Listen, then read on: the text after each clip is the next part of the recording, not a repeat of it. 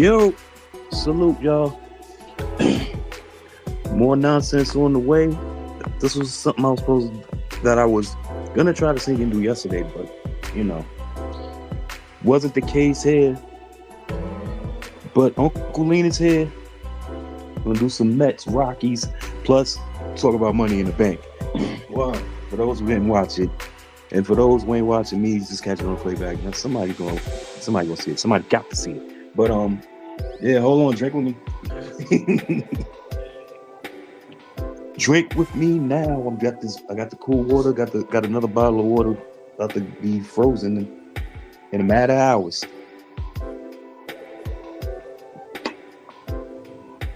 Oh man.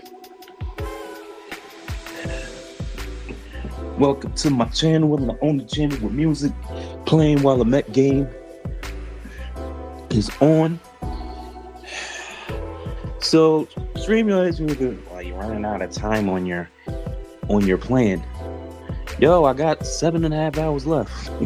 Calm down. I ain't doing another Met stream probably till probably two. Well, they're back against the Nets on Tuesday. So here we go. Chase Dollander is on the mound, and we are ready for baseball. So here we go, y'all. Francisco Lindor is batting first. The Mets are going for the sweep, by the way.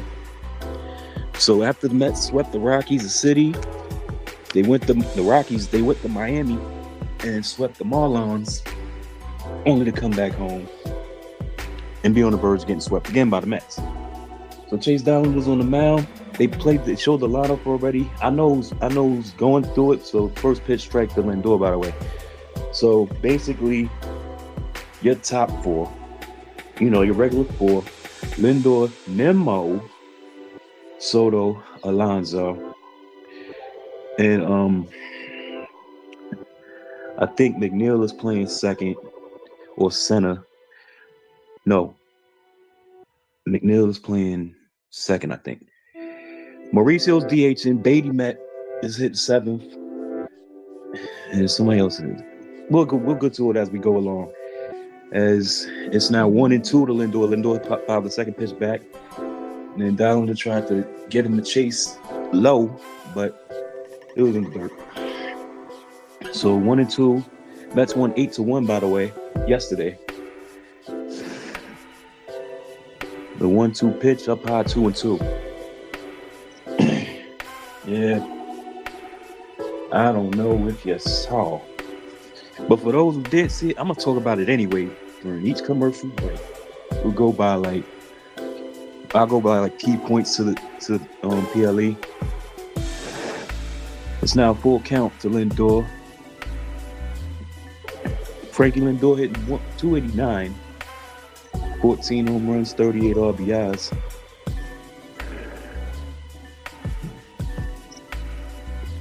Apparently something's up with the catcher. Oh, need a new glove. So I guess the last pitch messed up the I don't know who's catching for the Rockies right now, but it messed up his mitt as he went down to get it. It was a low pitch. So here comes the payoff pitch to Lindor, fouls it off. Like I said, Francisco hitting 289.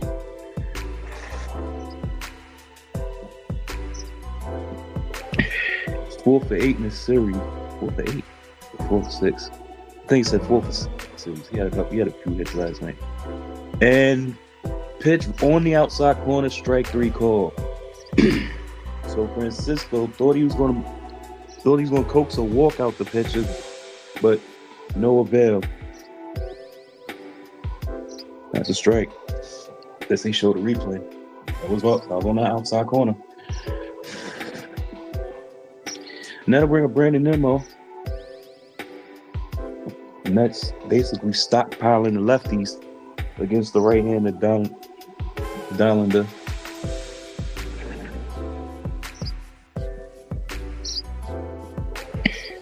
Tyler McGill, by the way, is pitching for the Mets. So got somebody watching me live. Salute. Brandon Nimmo hitting 232, 10 home runs. And the second pitch hitting it at center field. That'll be a can of corn for two for the second half. So Nemo flies out to the almost straight away center field, and that'll bring up Juan Soto. Soto having a decent road trip, but during the season against Colorado overall, 7 for 17, 2 home runs, 3 RBIs. So Dollander trying to get the 1-2-3 inning. His first pitch, Soto, right down the middle for a strike, 0-1.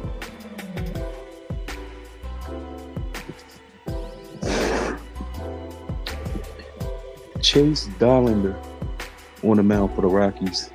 Soto hitting 234 overall, and there's a line drive base hit to left center field. They cut it off just in time to keep Juan Soto to a single, and that'll bring up the polar bear. As they cut the Beatty Met on the bench. Beatty's hitting 7th today.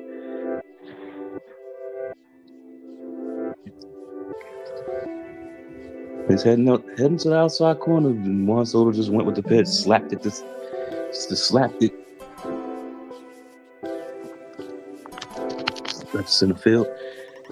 I like my plug in the right way, so it's going to be charging while I'm streaming. And the first pitch to Pete Alonso is a strike, hitting 296 on the season, 15 home runs, 57 RBIs. I don't know if he still leads the league in that, but he leads the Mets. We know that for sure. The 0-1 coming with Soto on first. Pete fouls it off to the right, and the count is now 0-2.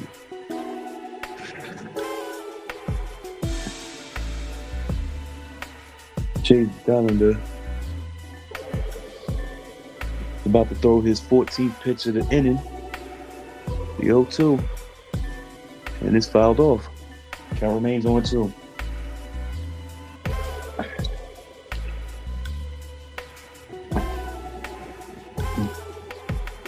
For real. Thanks to everybody tuning in right. Well, one tuning in right now, but thanks in advance to those that's going to see me either later or on the playback. As Soto throw to first baseman messing with Soto, trying to playfully push him off the bag and tag him. Soto just got up laughing. Great way to spend a Sunday afternoon. And there's a ball on the low and outside. 1-2. That was an 81 mile an hour. That had to be a slider. And yes, Jeff McNeil is hitting fifth. He's on deck. And yes, McNeil is playing second. Mauricio's DHing. Brett Beatty hitting 7th. And Tyrone Taylor's playing 7th. So he's batting 8th, and Frankie Alvarez hitting 9th. The 1-2 fouled off again. Count remains 1-2.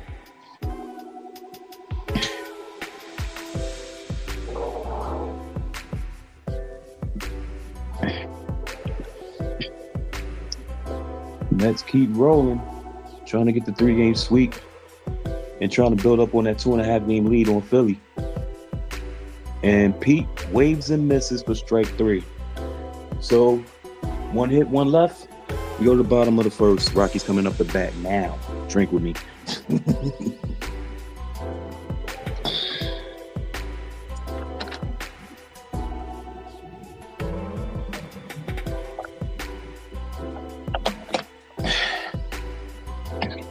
Now, I'm going to tell you folks what a good watch was. And that was last night's Money in the Bank PLE. Now, I didn't watch it live because, I celebrated too much yesterday. So, and as I got up, I just watched the replay of the Mets, and that was it.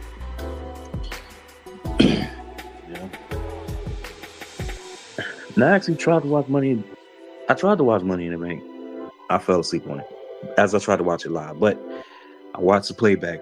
Boy, oh boy, I wish I'd have watched it live. I'd have been like, yo, because I saw the last part of the show giveaway. They put it on Facebook for whatever reason, but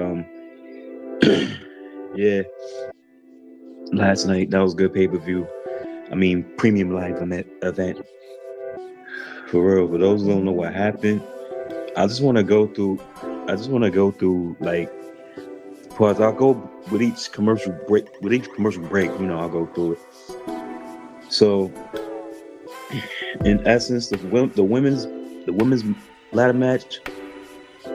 Now, people got different like expectations of what a good show may be, but yo, it was a great match.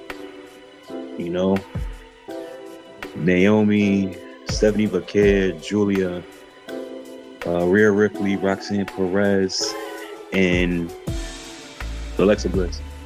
But more on that later. Here's the Rockies lineup: Beck, Ritter, Goodman, Estrada, McMahon, Hilliard, Arcia, Braxton Fulford is the catcher. That his glove was messed up, and Tyler Freeman hitting ninth. So Tyler McGill, who may want to get it together right now, his first pitch is a ball. Even though he still had a decent ERA, he was better than that. He was better than what his ERA is saying right now, early in the season.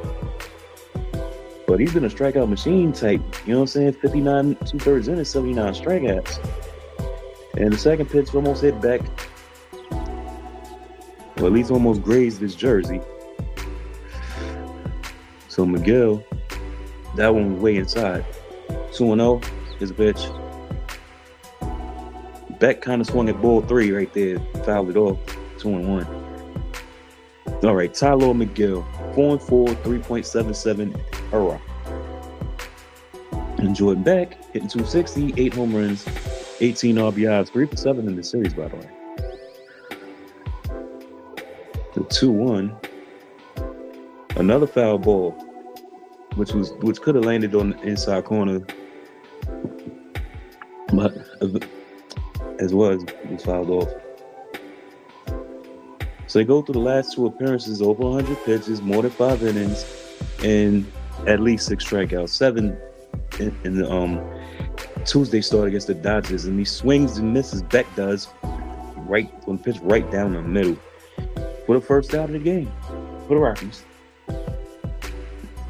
And like I said, the defense, Alvarez catching, Alonzo, McNeil, Lindor, and Beatty match first to third.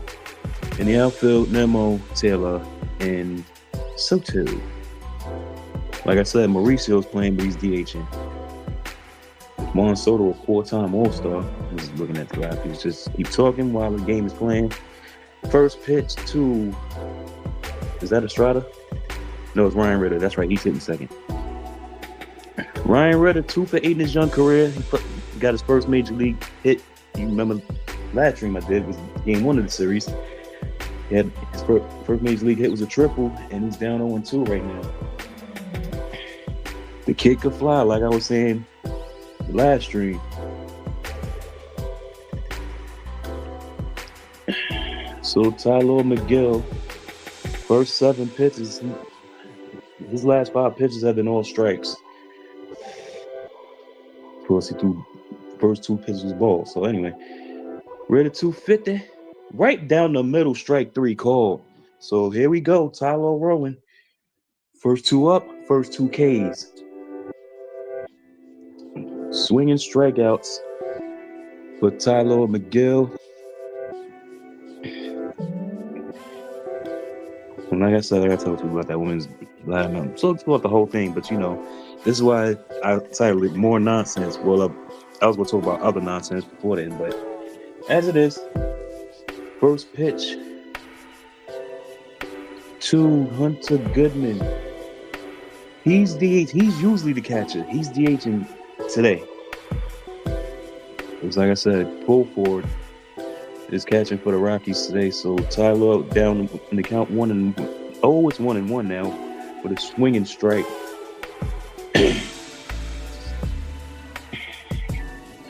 Coming into the game, like I said, Tyler McGill, 59 2/3 innings, 79 strikeouts. So now you got 80 and 81 and 61 in the third. 60 in the third. 1-1 pitch. Fouled off. 1-2. So Tyler, 11 pitches in, got a shot to strike out the side.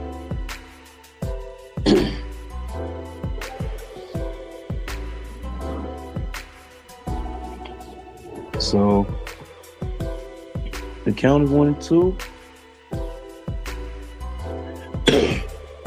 Swing and a miss. Struck him out. Side is retired. Tyler strikes out the side. We go to the second in a minute. Drinking.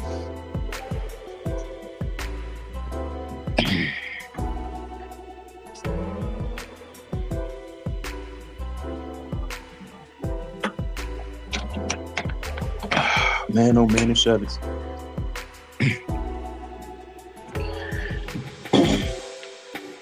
All right. So in this match, right?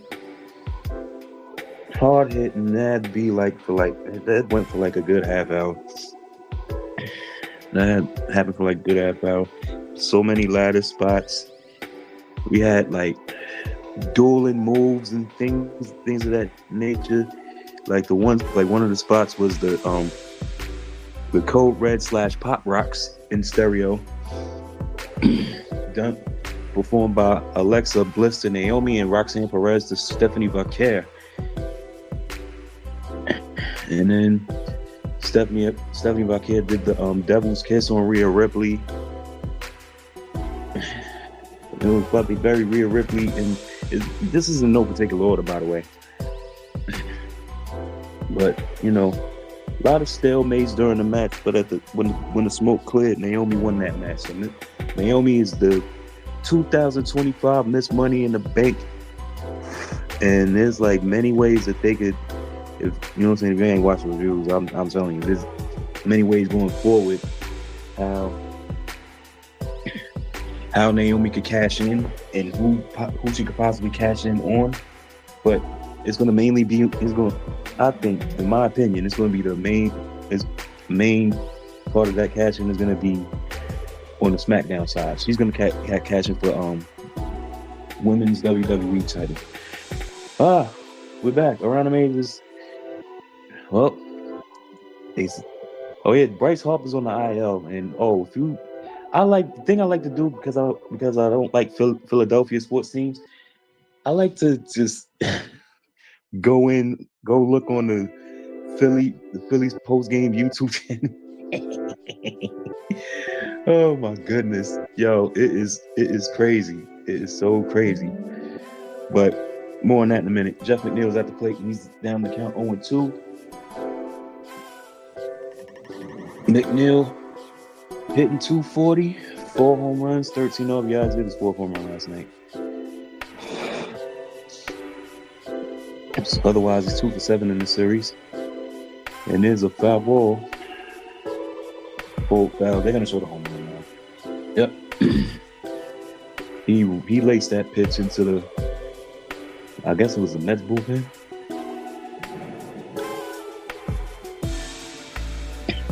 Down 0-2. And can somebody tell me why Starling Marte had to pose with every home run hitters? If it ain't, well, I was gonna say if it ain't Marte, it's Lindor, but anyway. The great Jeff McNeil, 3 for 11 in the series with 2 home runs. And he fouls it off. Full court has no chance at that. It's way in the back. Way behind, way in the stands. Well, not in the stands, on the net and in the stands. Covering the stands behind home plate. That's one thing I would,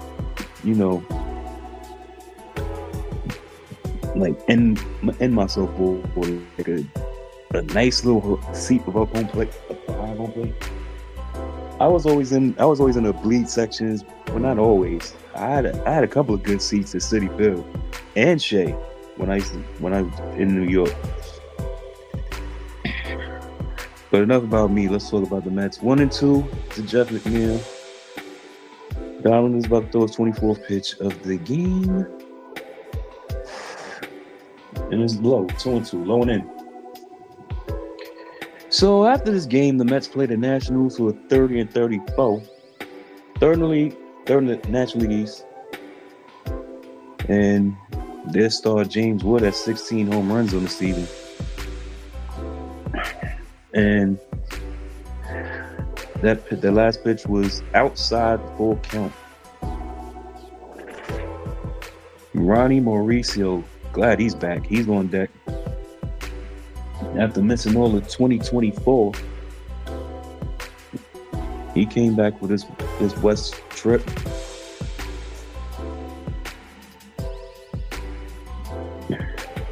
Still 3-2 as McNeil fouls that last pitch off. Ah man, it's hard, man.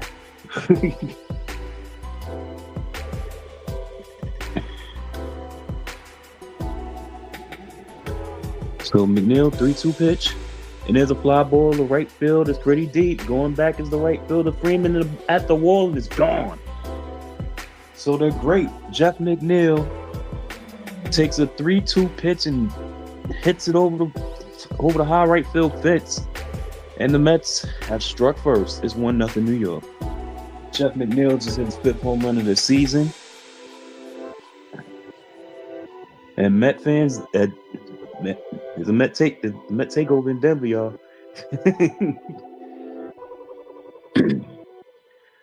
Dugout all smiles, dapping it up with Mendy and the boys. And get ready for that SNY Met pose. That we won't see it now, right? Quite sure we will see it. Hanger. It looked for a minute that Freeman would have had a shot at it, but then as soon as he turned around, it was evident it was gone. In Coors Field, those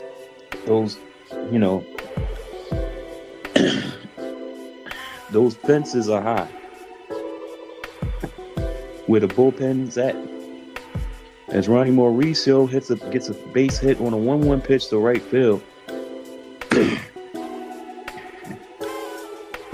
So after being 0 for his first 10 or 11, Mauricio just laced his 4th hit in his last 7-8 at bats.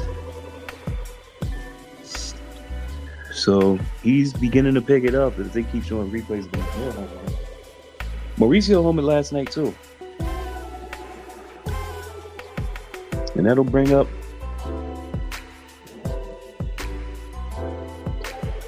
Tyrone Taylor. Taylor's hitting 7, Beatty Mets hitting 8. I was wrong on that part.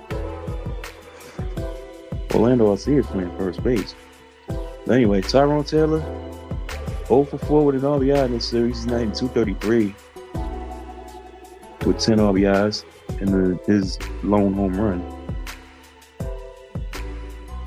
So Dollinger has allowed 10 home runs on a 4-seam fastball. That home run pitch to McNeil was a 4-seam fastball. All other pitches, he only gave up 1 home run. Mauricio, I believe that's 2 disengagements. Of course, 3rd disengagement is going to be a balk.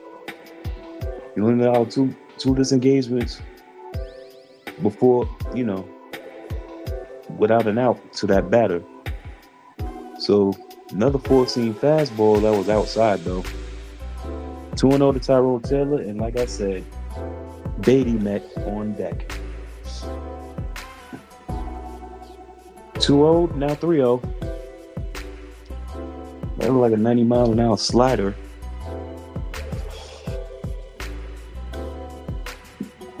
So we got the 3-0 count to Taylor.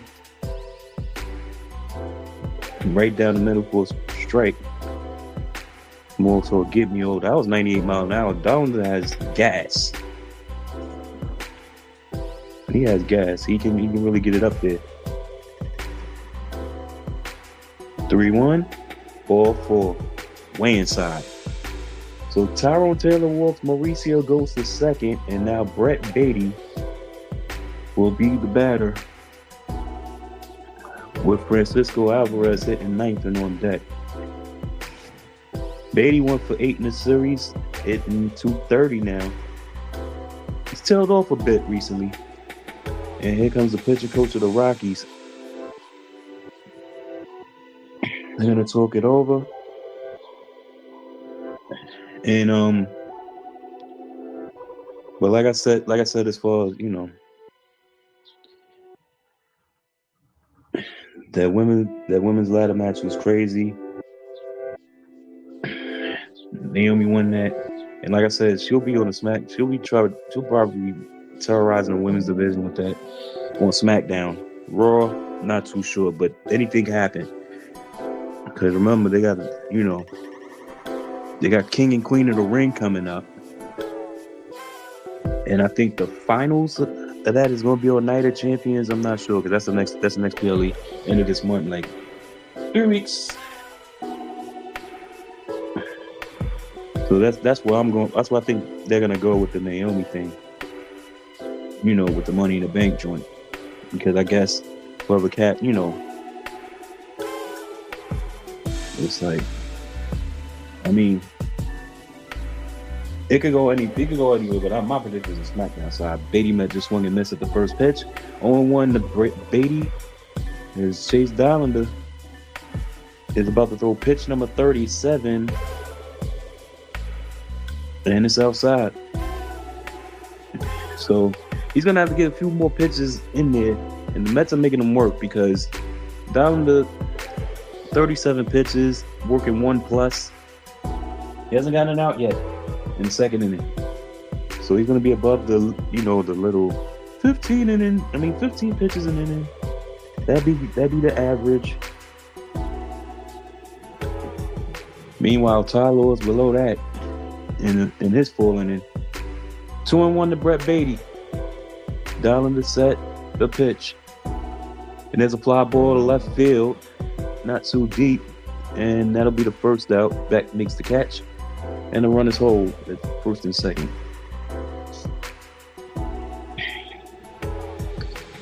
So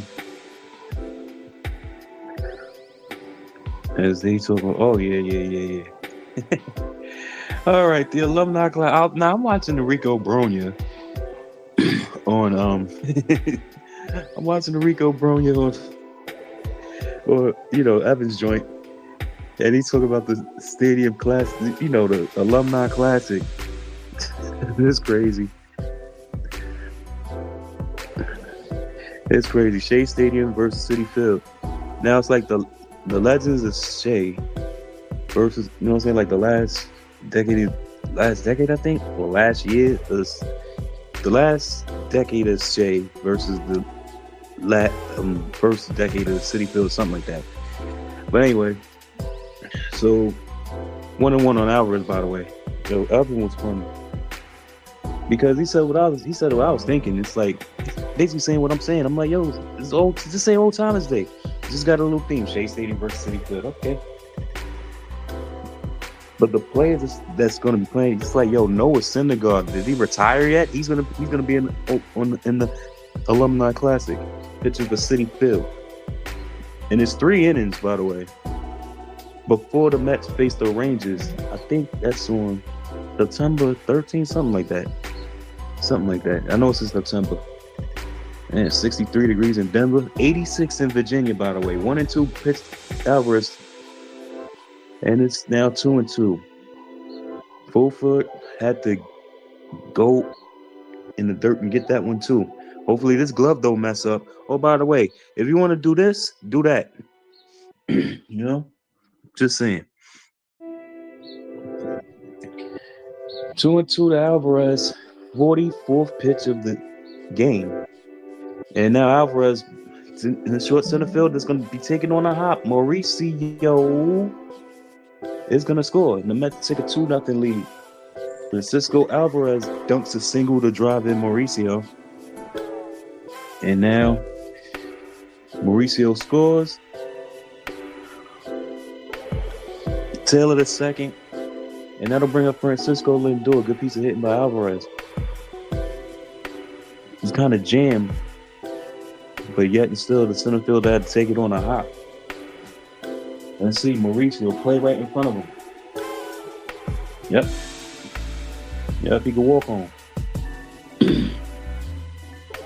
Good base running by Ronnie Mauricio as well. So, just put the bat on the ball and something good might happen, basically. After this, the Mets are off tomorrow. Tuesday through Thursday against the Washington Nationals.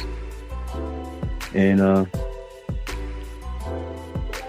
the next weekend against Tampa Bay. All at Citi Field. Francisco Lindor 10 for 18 with 3 home runs in the season series against Colorado.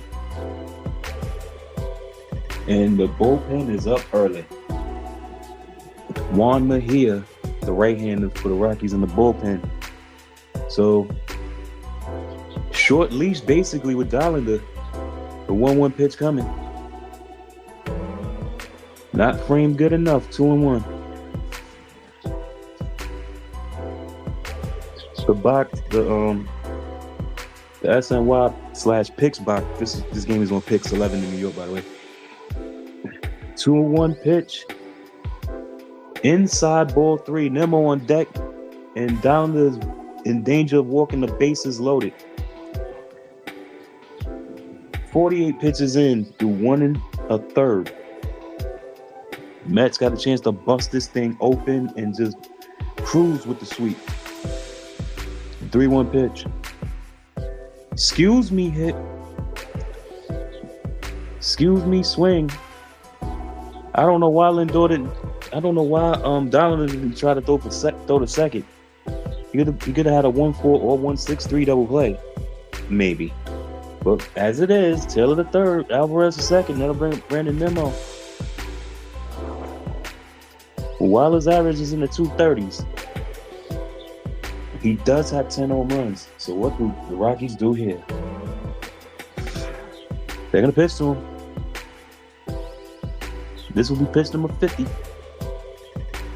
Right down there for a strike.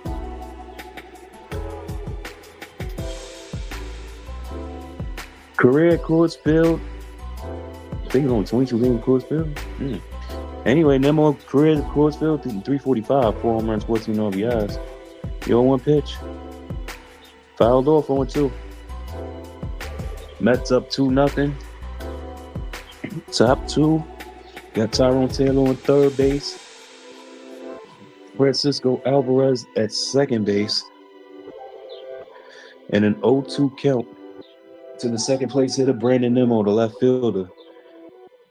Here's a pitch. Fouled off again. Count remains 0-2. Collins is basically trying to blow pitches back past the hitters in the strike zone. But it's like they keep fouling off, and then he switches up, trying to throw sliders to make him fetch, but they've been in the dirt all the way outside. 0-2 pitch popped up, foul.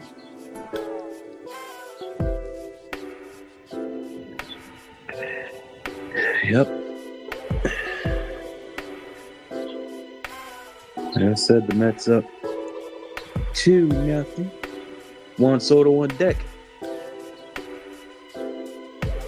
We're gonna try this 0-2 pitch again. Here it comes. Another low pitch again. That's the formula for today. Try to blaze a fastball by the hitters, or try to throw it down low. But another one was low and inside. So that the count is 1-2. And up the middle, but right to the shortstop. Ritter played it perfectly, and he throws out Nimmo on the side of the tie. But not before the Mets scored 2 runs. McNeil homer, and Frankie Alvarez RBI single. 2s to New York.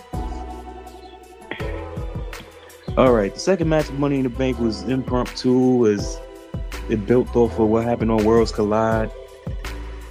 You know, it was like Rey Mysterio was up there, and then, you know, at that event.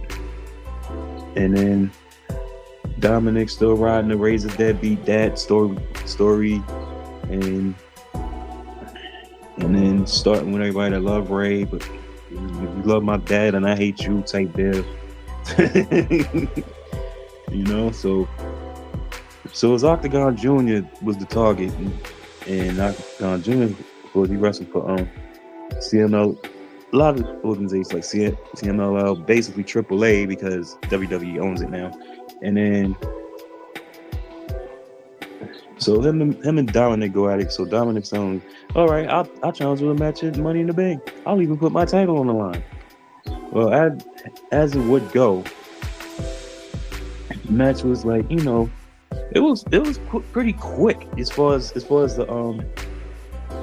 how the match went. You know, you could tell Ray told Dominic a lot because he was basically going lucha style with Octagon Jr. because it was like quick moves, all the like. You know, Dominic got his stuff in. You know, there were times when he's missing his signatures. Then eventually he got to performing, connecting on his signatures. And of course, you had the Liv Morgan distraction that gave Dominic the win.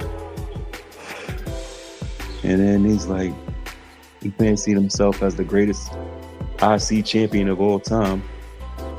So that was the impromptu match. It went a few minutes. It's showing Dolan in the dugout as if he's going to the clubhouse. His day might be done, y'all. I don't know, but who knows? Tyler Estrada to bat lead off in the second inning as Tyler McGill, who struck out the side in the first inning, still throwing strikes. He struck out the side on 12 pitches. Tyrone 308 on the season. Still has a home run. Still don't have a home run. Still don't, McGill, 92 mile an hour on the last pitch. I think that was a two-seamer.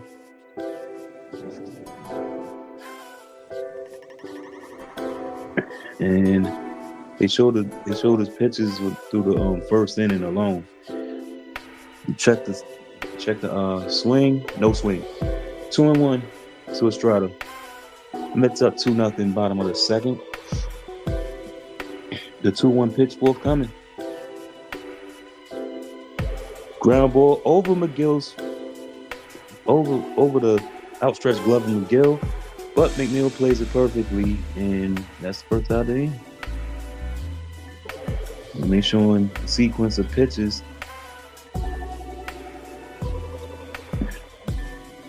Tyler McGill. So it's the first out of the inning. First out, of course, not near the strikeout.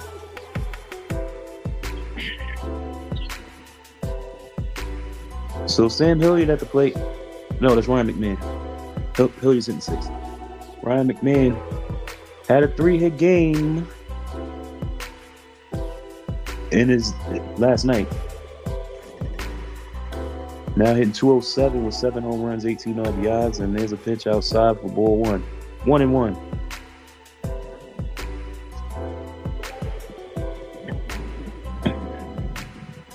McMahon usually hits for a better average than this. He's had some good seasons in the Rockies uniform, but this one not so much. The pitch way inside ball 2. Tyler McGill looking for his 5th win of the season against 4 losses. He came in with a 3.77 ERA. Obviously, it's lowered now with the scoreless inning in the 3rd. So here's a 2-1 pitch forthcoming. Bounced into the glove of Alvarez. 2-2. No, 3-1. 3-1.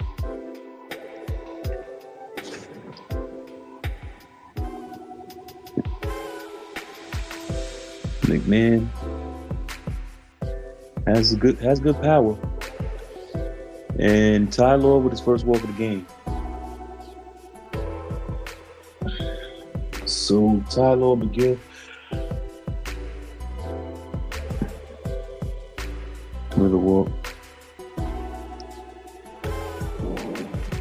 Now they're showing the different batting stances and swing patterns of McMahon and Hilliard. Both of them got pop. But as it is, Sam Hilliard's batting right now, and it's 1-0.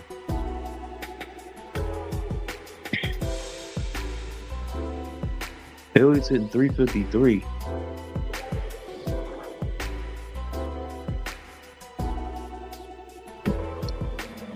And here's a pitch, swinging a miss with 1-1. So, again. Well, it is 63 degrees in Denver, so, but Keith feels warm. Gary, not so much. He got his, you know what I'm saying? Gary got his Def Jam, Pix 11 jacket on. If you know, you know. So, Tyler McGill is up on the count on Hilliard. 1-2. And here's the pitch.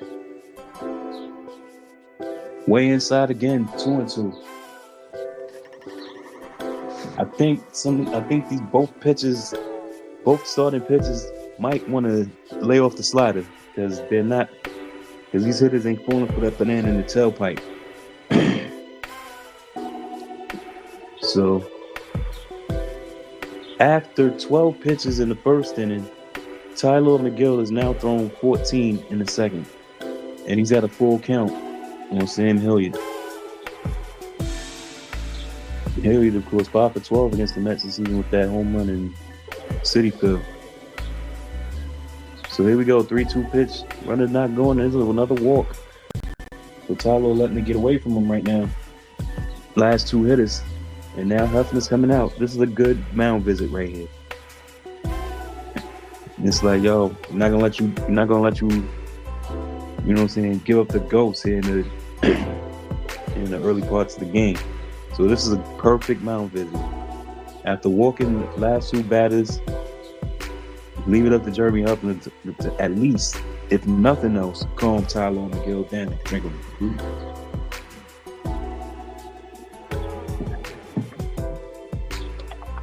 So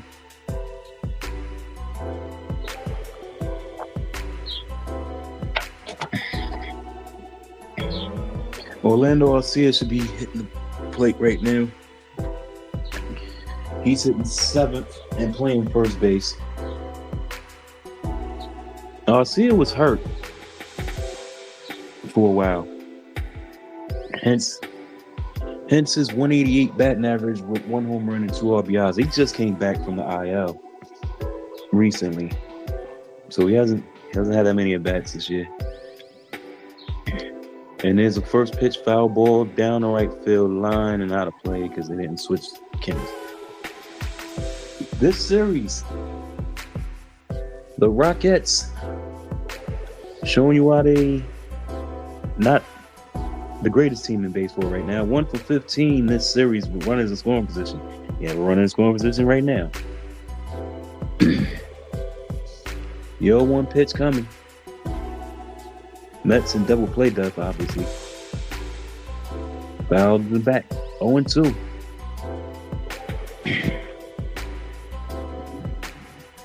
Double play would be great, but a strikeout would be good too. McMahon on second, Hilliard on first. Mets up to zip, 1 out in the second. This will be the 30th pitch of the game for the team pitching an inning on average. Here we go. Smash foul. 96 miles an hour on that pitch.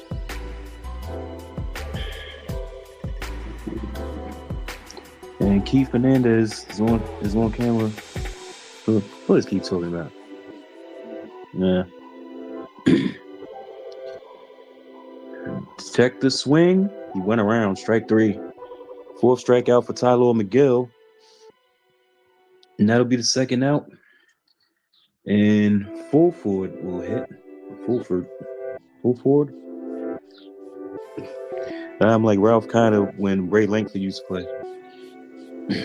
You know, when he used to play for the Cardinals. He's like, here's Ray Langford. Anyway, Fulford is hitting 125. I don't think he has that many at-bats, though. He's the number 2 catcher. Yeah, Braxton Fulford. 1 for 8 in his young, I guess you could say career. I think he's a rookie. Braxton Fulford, 1 for 8. That hit was a home run now. Yo, 1 coming. And here's a fly ball. Center field, left center field. Tyrone Taylor will take care of that, and that's the side, y'all. 2 walks, 2 left over. 2-0 Mets. So yeah, there was it was nothing really to say about the Dominic Mysterio and Octagon Junior match. I guess WWE gets a shiny new toy and they like to show it off. So put the parts of that one part of the toy was Octagon Juniors, basically.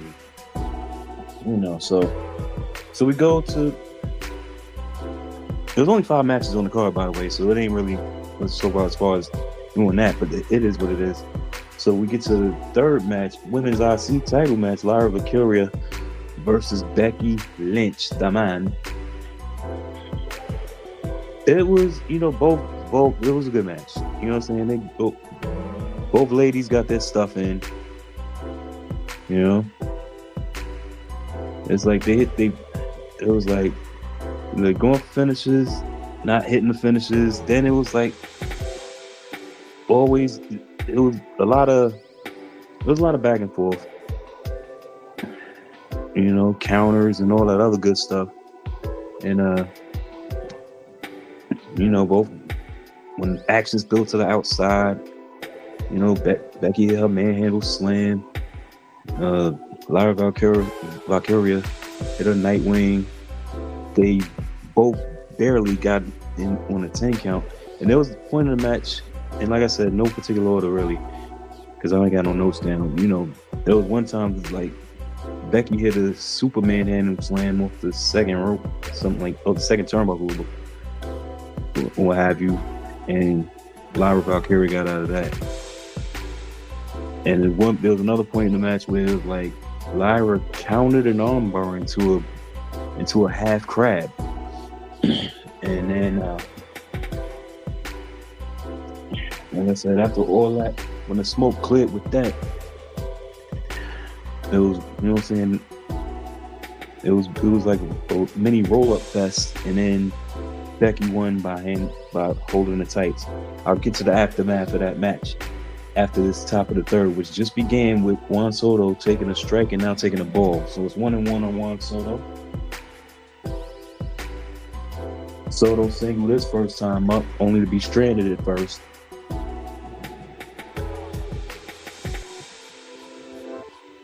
So the 1-1 pitch, Darland is still in the game, by the way.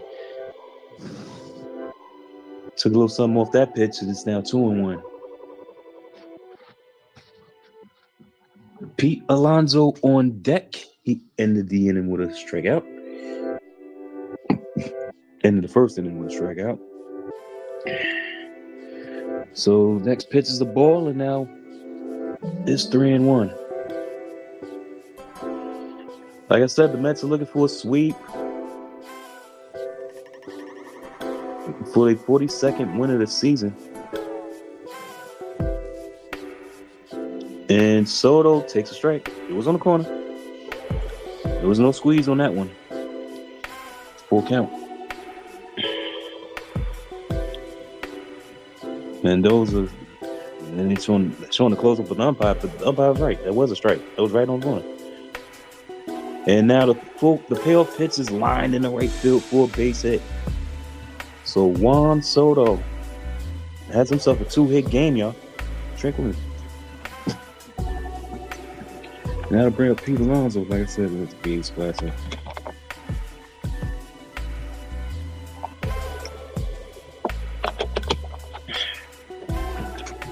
Not the product place or nothing like that. I thought I had the bottle with the scratched off label, but apparently I don't. I got the other one. That one, scratched off label one, is in the freezer. And it's Pete Alonso who struck out his first time up. Soto on first. The 0-1 pitch, way up and in. That slider did not slide. That breaking pitch did not break. Pete Alonso top of second in the National League with extra base hits. That's what they're showing me. One behind Shohei Ohtani. So the 1-1 pitch from Dollander. And the pickoff throw into right field. So Juan Soto's going to be at second base.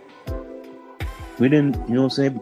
Watching this, I didn't know nothing that was going on until Arcia went to go chase and Juan Soto. Okay, now they're showing the replay from another angle.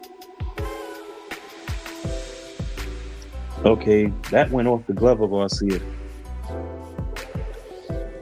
So on the error, Juan Soto's on second, and now Pete Alonso with the count 1-1. And here's a fly ball to left field and deep. Going back, it's Beck. That's gone, y'all. Pete Alonso goes yard for the 16th time this year, and the Mets now extend their lead to 4-0. Pete Alonso continues to rake at Coors Field. RBIs number 58 and 59. I know that's the league. You know what I'm saying? Bash brothers bashing. If you know, you know. You know what I'm saying? Bashing and mashing all the Mets. So said Marte like, Juan Soto, where you going? It was a 2-run home. You got to post with the picture too. Starlin Marte, the director, the photographical director of the Mets. You got to get on social media now. If you're on X like I am, you'll see these pictures on the SNY Met handle. Even though this is on Pix 11, it's still SNY.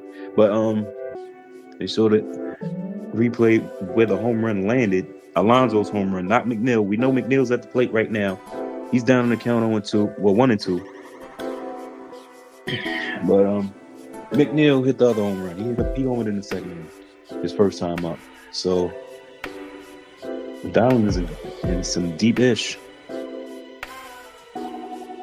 98-mile-an-hour fastball. And oh, by the way, he's way beyond that 15 pitches an inning deal.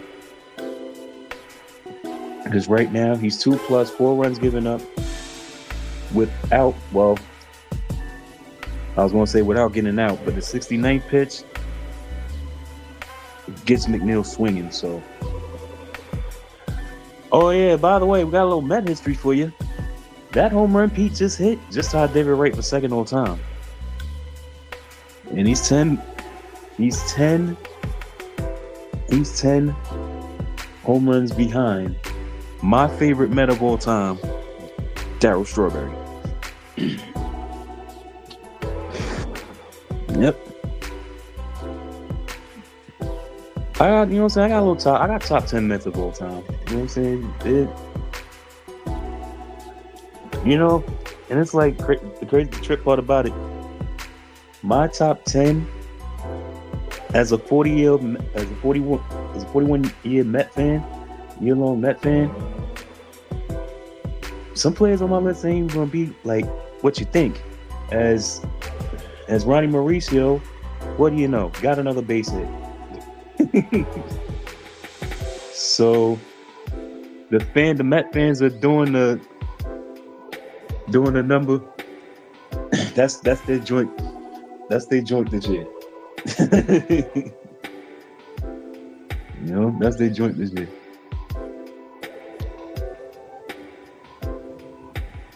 Yep. It's like, baseball today is just a lot of fun to watch. Because of the simple fact that as Mauricio still second, Bellinger just did not pay attention. Oh, he stole. Oh, it was stolen. Fulford didn't even flinch to make a throw. He just took the pitch and then was like, all right, get it back.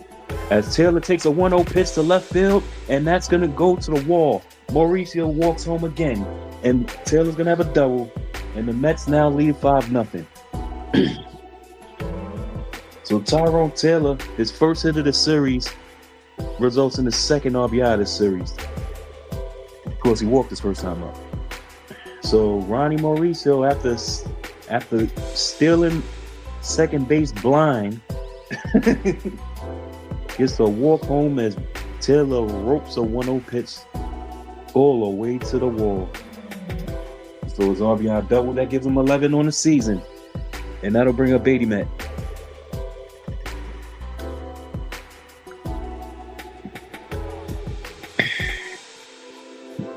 First pitch. As Taylor's trying to steal third, and he makes it. McMahon gets it. That throw was high.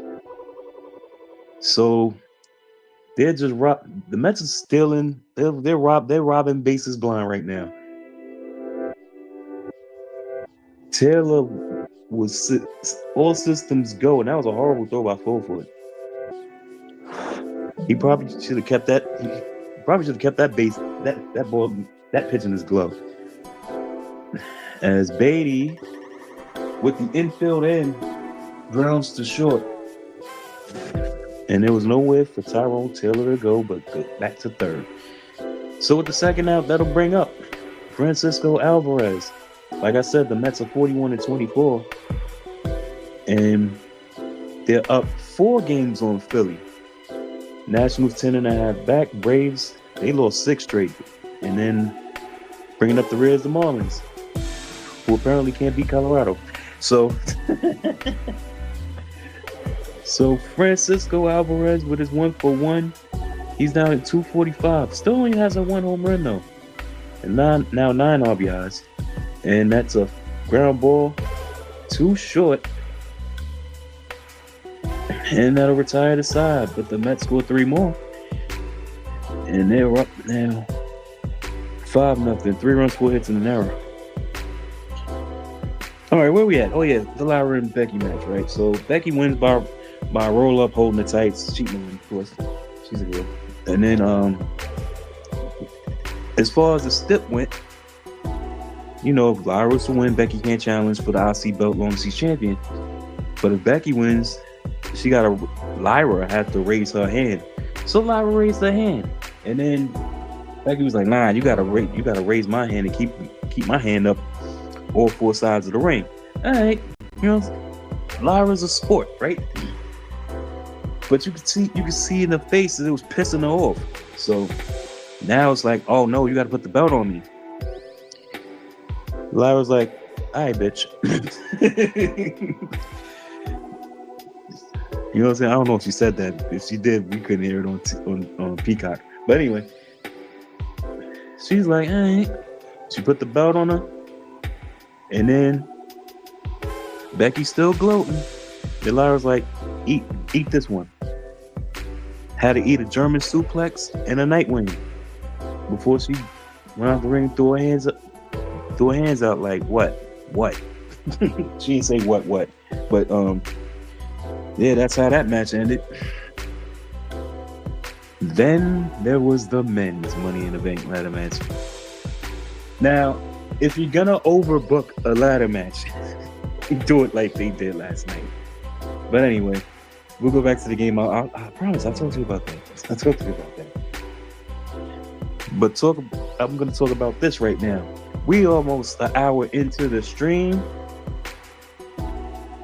and y'all better get y'all tickets in New York for Nationals Mets. I wish I could get some tickets to Nationals Mets over here. Because of course I'm in VA, and you know, DC area, and that's exactly DC. And like I said before, I've been to DC. DC is wonderful, for real. Washington DC is the lick. Anyway, we go to the third. Tyler McGill.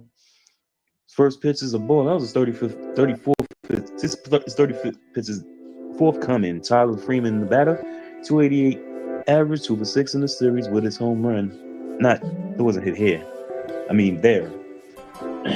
It was hitting this series. Here in this series, I should say.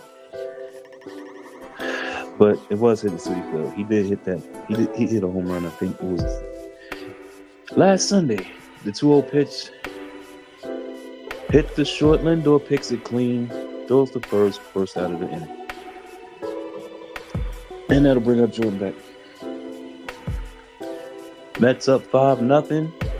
trying to get that to that 42nd win, and that would mean that they would have swept this series. And by the way, the Cubs got shut out by Detroit. So Detroit, I think they swept that series,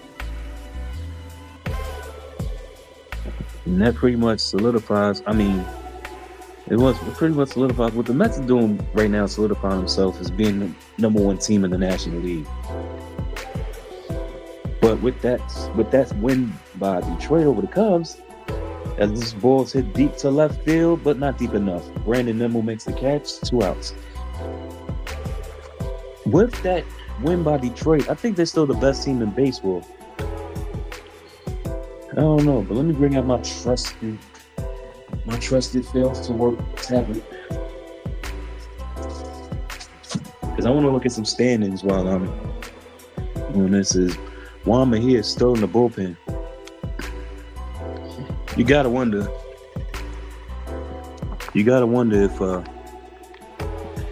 Darwin's making it past 3.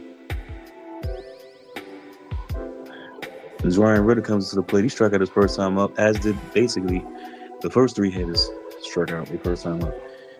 Starlo struck out the side in the first inning. Rockies stranded 2 runners in the second. And 1-1 to Ritter right now. Tyler McGill's looking to get the side in order once again. 1-1 to count, 5-0 Mets. 1-1 pitch down low, but in the strike zone. 1-2. 96. His fastballs look consistently like between 94 and 96 miles an hour so far in this game. But he's cruising. He's walked 2 batters, that's it. He hasn't given up a hit yet. Oh, I jinxed it. 1-2 pitch. Did he go? It looked like he did. He did. Strike 3, side retired. So the rookie Ritter fails to check his swing. I think that's Tyler's 6K through 3 innings, or 5Ks through 3 innings. Mets up 5-0. Now, that men's money ain't ladder match. Listen, man. The rundown of participants: Seth freaking Rollins, Penta, Solo Sokoa, El Grande Americano, Chad Gable, LA Knight, and who else?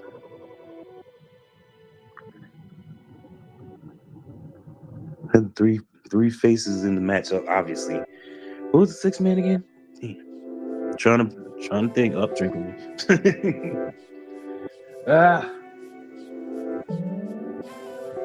Nice. That's freaking wrong.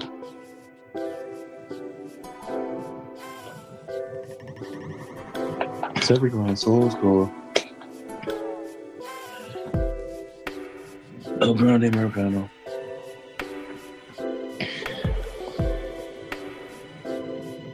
Penta, LA Knight, Andrade. Those are the 6 participants. Hard hit match. Mad ladders, you know what I'm saying? Ladders of different sizes being introduced. It's like they had what's becoming the WWE trope of you having to bring. This usually happens in a men's match, because apparently men are dumber than women. as far as per the wrestling trope, WWE trope. Because what the hell was LA Knight doing, bringing a short ass ladder into the ring to try to climb up? You couldn't even jump off the top rung to grab that briefcase. But anyway, more on that in a minute. I mean, come on. It's like, come on. You talk about getting your stuff in, though. They got their stuff in. For real. Lindor, by the way, leading off the 4th inning. And Juan Mejia is on the mound. So Dollander, Rockies is like, enough of this crap. Dollander threw just a shade under 80 pitches. And there's a ground ball to first. Handled by Arcia, Mejia covers the bag. Lindor grounds out for the first out of the inning. So Dollander goes 3, gives up 5 runs on 8 hits. All earned, by the way.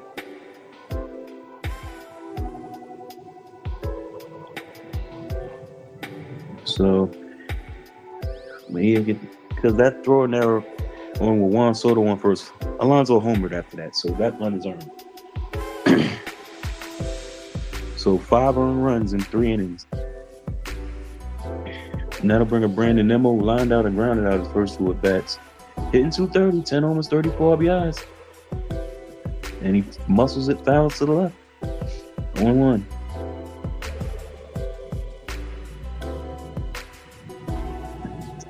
Orlando Arcia blinged up.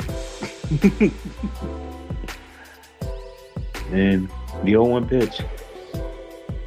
Ground ball off the plate. And he's thrown out. So Nemo hit like a cue shot that was in front of the plate. And it was called fair. You know, it stayed on the fair side of, a home plate. And then the throw by Fulford, boy, does he throw wide.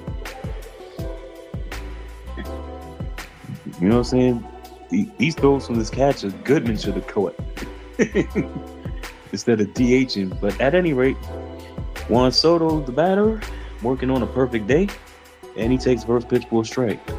But he throws 98 too. And he's turning it up, Juan Soto is. Including today, hit 344 in his last 10 games. This one being the 10th game, but he took a strike right there, 0-2. He should have swung at that one. Yeah, but 344, 3 homers, 8 RBIs. Like I said, including his 2 for 2 today. So the 0-2 coming up. They're trying to get the side out. 1-2-3, but that pitch up and outside, ball 1. Of course, the last time at bat, he singled and went to second on that throwing error by Dollander. And Juan Soto's about to go 3 for 3. This one can split the baby. No, it doesn't. Cut off by the center fielder. So Juan Soto is hot. This dude is hotter than my room temperature right now. Soto 3 for 3. And that will bring up Pete. You know what he did last event. 2-run homer to left field.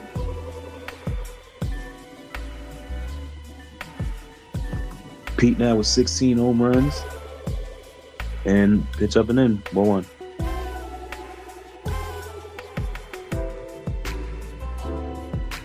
So they're showing on the Jumbotron in Colorado, talking about he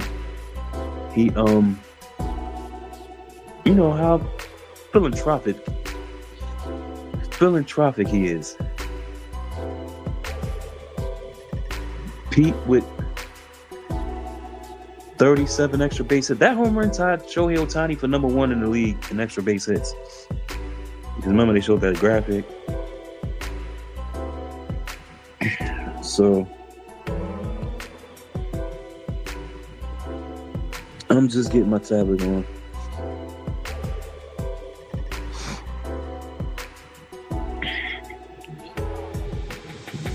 Love the pitch of the inning for Mejia is way up in it. 2-1.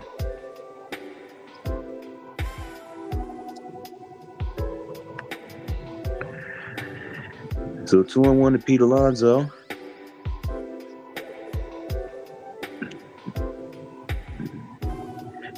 Pitch, swing and a miss. Pete swinging at ball 2. He's swinging at ball 3. So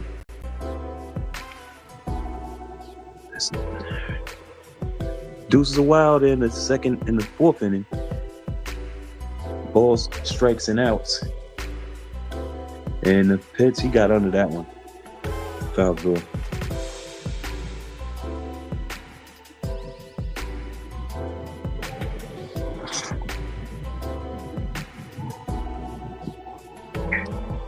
Pete, 252 average in his career with those 242 career home runs.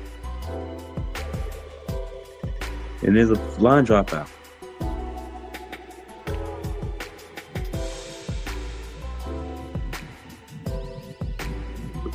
So 2-2, 2 outs, Soto on first. Mets up 5-0 in the fourth. Mejia set. Here's a pitch. Swing, and he just fouled that over. Pete swinging that balls out of the strike zone just to stay alive.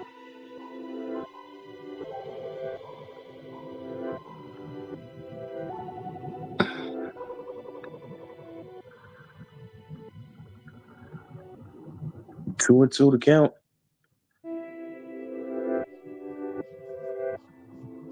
And there's a line drop up the middle, base hit. Soto could go first to third. Nah, stay your ass 1 second. Stay on second.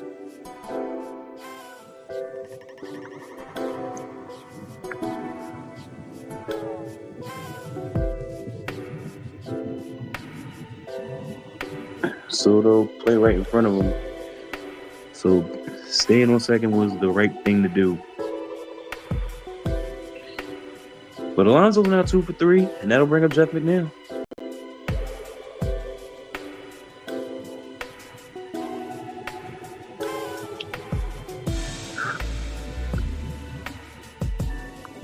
And McNeil fouls that one off. Did he foul it off? No, that was a swing and a miss.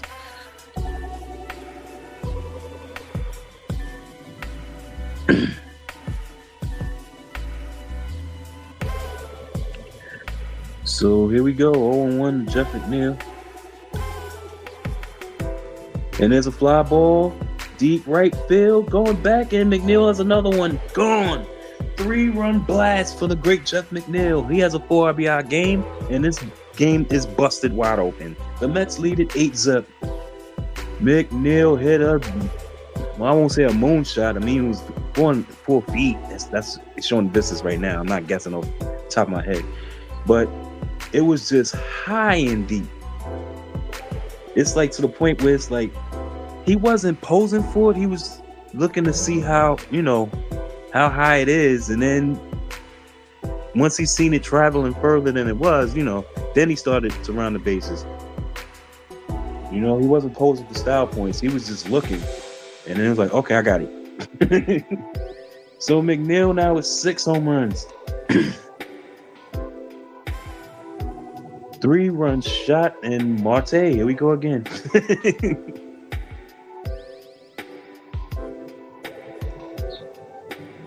Marte got to be in the middle of everything. 1-0, by the way, to Ronnie Mauricio, who's got a couple of hits his damn self.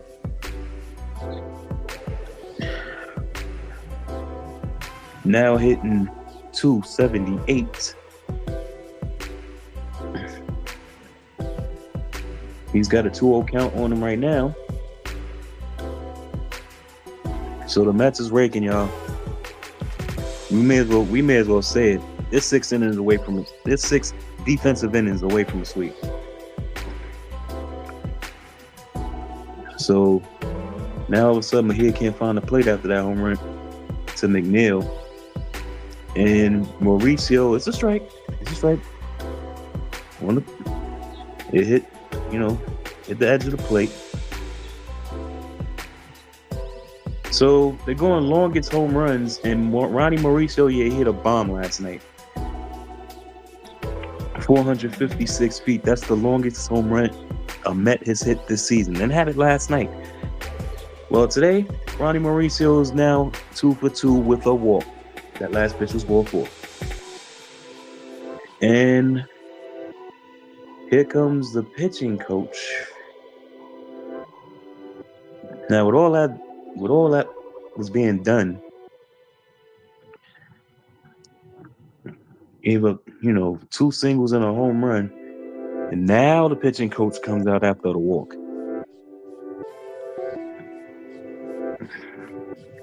So it will behoove the Rockies. It would behoove Mejia to get a final out. Cool. That lady in the stands had an MLB Network hat. So the Mets, like I said, this game is busted open. I can stop the stream right now. Nope, but I won't stop the stream right now. Who needs time on the plan when you can just go overboard? I'm not going to do that. That better be a Met fan with the "This is our year" banner. Because if this is a Rockies fan, if this is a Rockies fan saying this is our year, yeah, to lose more than 121. All right, let me not do that. But listen, they're showing it right now on the screen. They're 12-52. They're the third quickest team to lose 50 games in MLB history, with the last time that being done in the 1880s. Yeah, 1880s.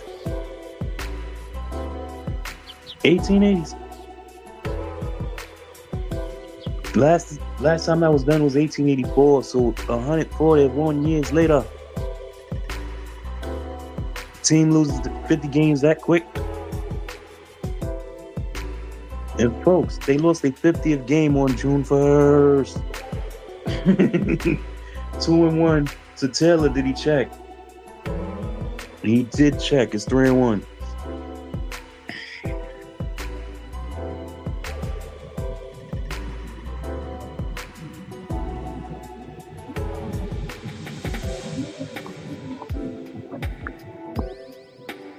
And here's a fly ball to center field, and that'll be caught. And that's the side. But the Mets do it again. 3 more runs. They now have 11 hits through 4 innings. Through their 4 collective at-bats. 4 innings of at-bats. 8 zip Mets. Now, where were we? Oh, yeah, the men's Money in the Bank. All right. Crazy work, all right? Because they was talking about how,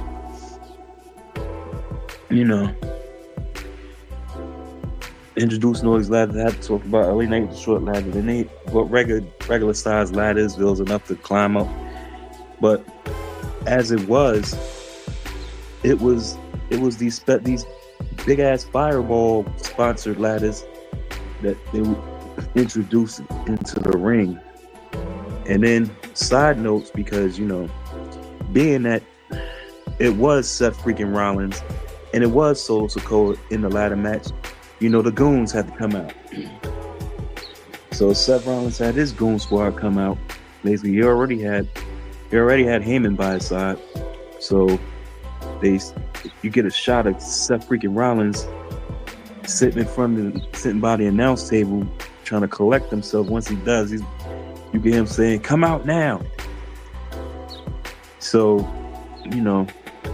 since he was on the screen, he obviously had to be on the screen with the same angles as we're viewing it, So that's when Bronson and Bronson comes out. Bronson Breaker and Bronson Reed. Braun Breaker's real name is Bronson. Y'all do know that, right? But anyway, so they come out. They coming out. They wrecking shop, and then they go. As soon as they go to get Solo, that's when Jacob Fatu and JC Mateo comes out. So they talking about Chris Bryant, who basically is not playing. Ever since he became a Rocky, he's been, he signed a big deal, and he's barely playing. He signed a $182 million contract for 7 years. He hasn't even played. Listen, he's played only 170 games since signing the contract. He's been a mass unit. He's been a mass unit. Hunter Goodman, by the way, who is playing, he's DHing. He's 1-for-1. No, he's actually 0-for-1. He's 1-2. That's the pitch count. Hunter Goodman struck out the first time up. Tyler McGill, that last pitch was his 45th. So, little less than average. And there's a ground ball to short. Weekly hit. Lindor gathers it, throws the first for the first out. And they keep showing Chris Bryant. It's like, will he ever play for the Rockies again? Well, he should. I don't know if he's out for the year or what, but he should. Tyrone Estrada grounded out his first time up. He's just coming back from injury too. Rockies, their best players are not playing because, hurt.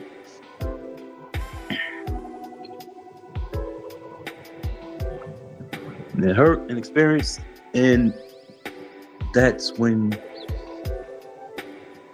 you qualify as basically the number one draft pick for the next season. At least that's how it's done in other major sports. But as it is, Estrada flies out to Brandon Nimmo in left field for the second out.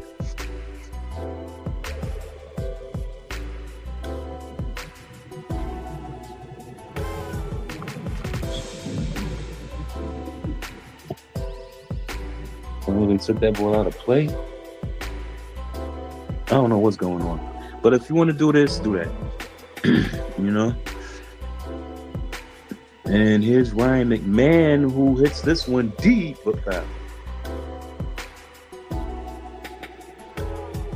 He basically wrote that pitch, but way foul. 0-1 McMahon, who walked this first time up. The Rockies' only runners on back-to-back walks. Their only two base runners back-to-back walks.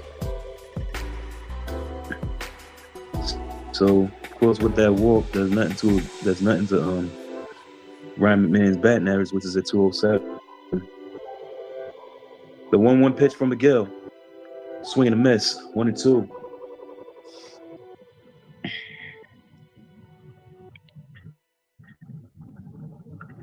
Now, I know it's too early to talk about no-hitters, but I will let y'all know, if you don't know, you should know, Tyler Miguel was part of a no-hitter. He started the second Mets no-hitter. I'm just saying, the 1-2 pitch in the dirt, 2-2.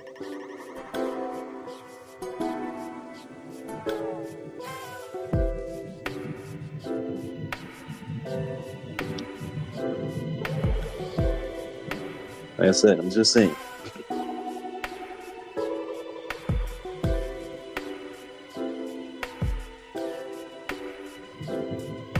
The 2-2 pitch, grounded to short. And Lindor gathers that up, and the side is retired. 1, 2, 3. And we go to the fifth.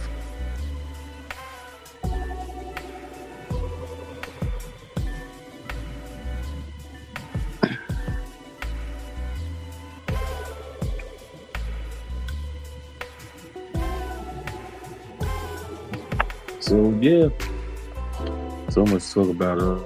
I just saw something interesting, which is related to what I'm talking about. Money in the Bank. Okay, so yeah, we've got the Bible that came into play, and then, like I said, the Goon Squads came out. Jacob Fatu and JC Mateo wrecking it.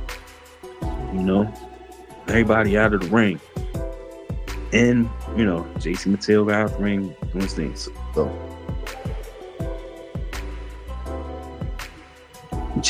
Jacob comes in, like I said, they had a standoff like, Seth's Goon Squad and Bloodline. So they're fighting. Eventually, JC Mateo go out the ring and Braun Breaker spears him through the barricade. And then Jacob Fatu,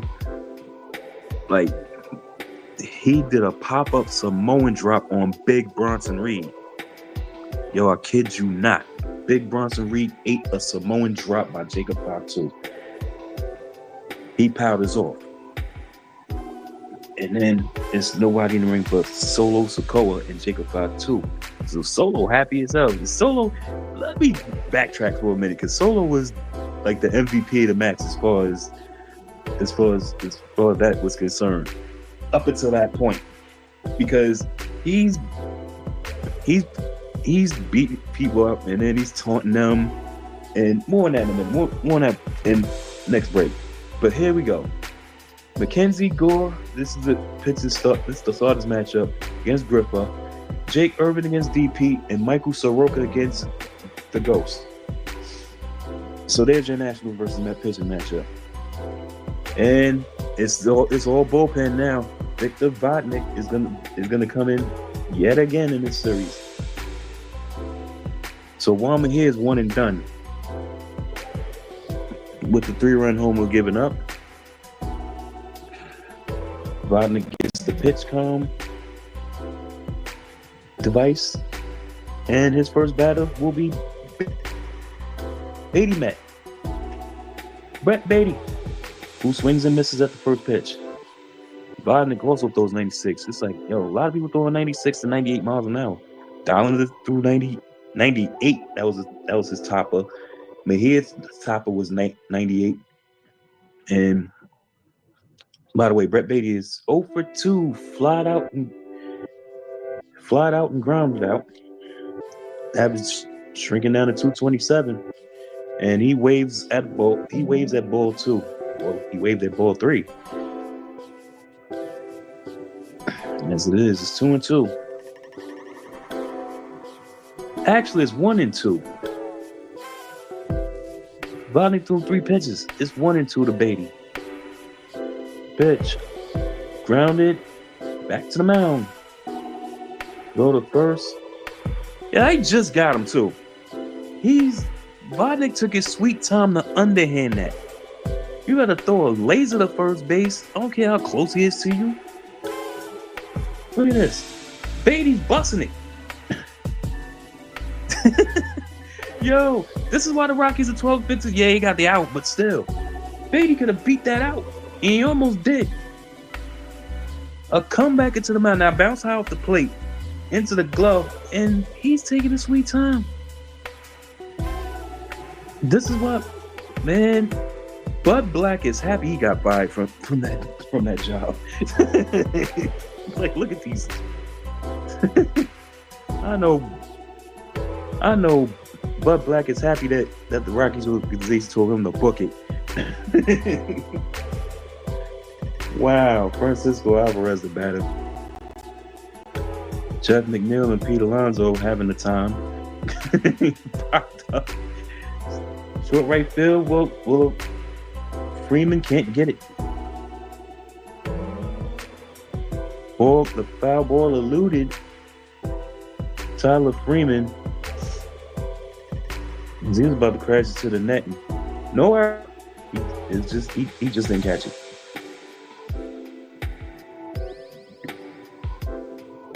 It was playable, but he just couldn't get it. So, yeah. 0-2 now to Frank Alvarez with Frank Lindor on deck. There's a couple of Franks. That was my lunch, by the way. Couple of Franks, couple of people. They don't want to get it. They don't want to get it back. Anyway, 1-2 to Francisco Alvarez, El Troll. So, Alvy 1 for 2. His average is in the 240s.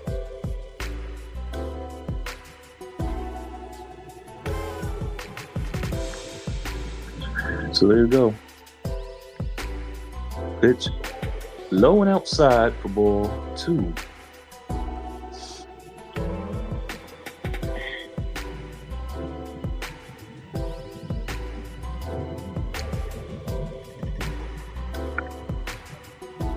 Two pitch coming. Swinging a foul ball. Mets making these pitches work, y'all. Making these pitches work. I don't have the total amount of pitches in front of it. I know Dallin went 3 and had about 77, 78 pitches. Mejia threw about 20. And this one inning as Frank Alvarez strikes out swinging. And Vodnik's up to 12 pitches. I mean, decent amount, 2/3 of an inning so far. But like I said, Lindor's coming up. Drink with me. Although I'm cooling off a little. That's a good thing. Lindor's got an offer. Strike out 2 groundouts.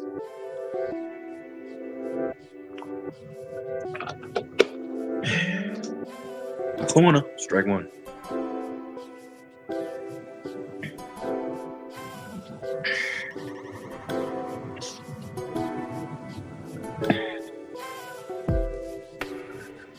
Oh, 1 pitch coming. Sky down the left field line. That's gonna be foul. Yeah, it's way halfway. Looks like a full house in Denver, Colorado. Mendy is basically 5 defensive innings away from a 42-24 record.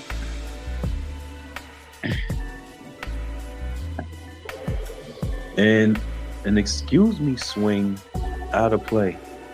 That was basically ball 1 because that ball was about to dip to the dirt. But anyway, Lindor trying to get a hit in this series. I mean, in this game. Not in this series. He won game 1 with a hit. Low, ball 1. And it's either 96 miles to 98 miles an hour down the middle. Nemo swinging that sledgehammer.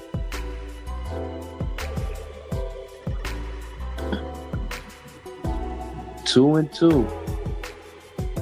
Pitch was outside. So Frank Lindor trying to keep the inning alive so Hunter Hearst Nemo can bat.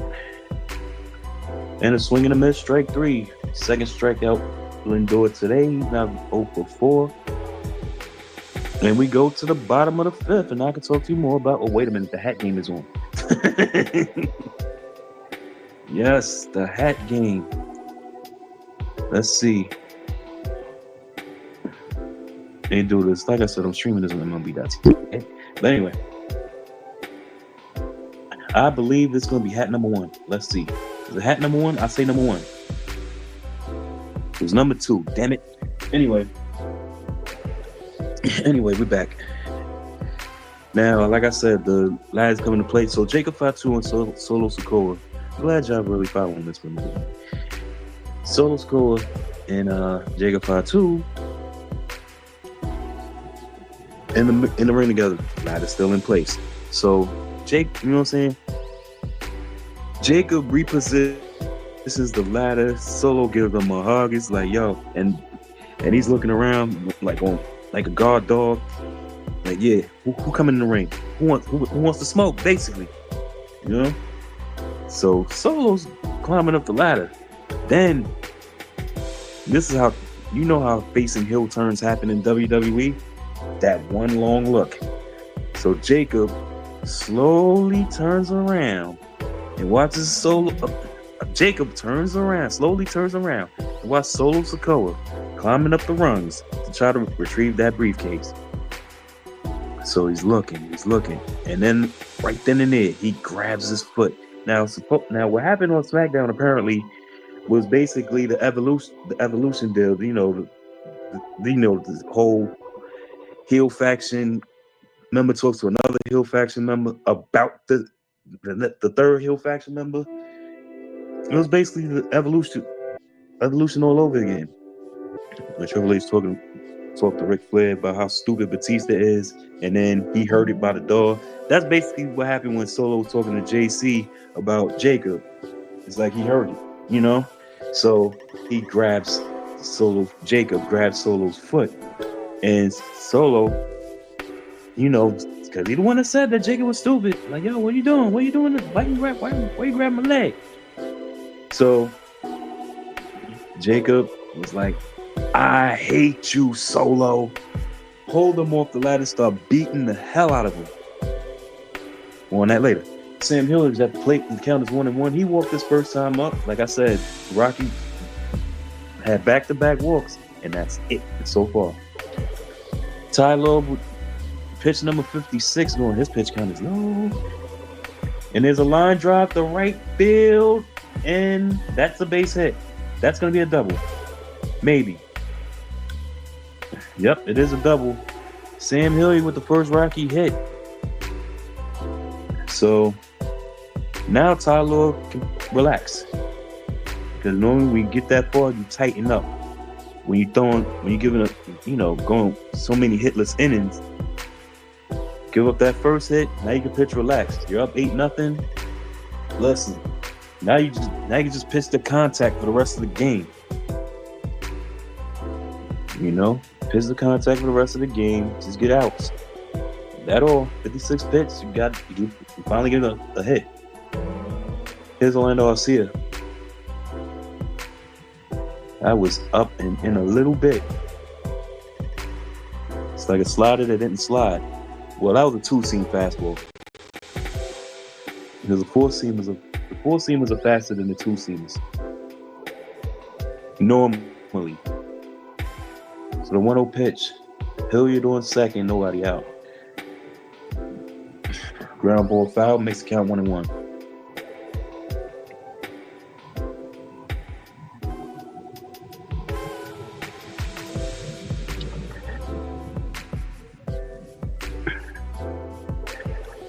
On deck, I believe it's Fulford. Yeah. He's gonna get his sub back. Okay. 1-1, Orlando Arcia, the first baseman today. Swing and a miss. 1-2. Bob Murphy style. Well, he's worked 4+. As Tyler McGill, and this next pitch will be pitch number 60. He's worked into the 5th inning already, obviously.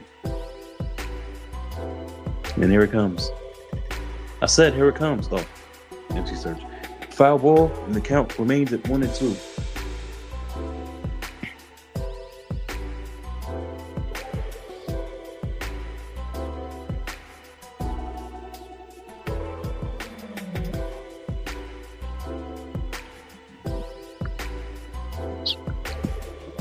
So 1-2 pitch coming, and there's a line drive to left field, but that's foul. That was curved. And some might say that would have been ball 2.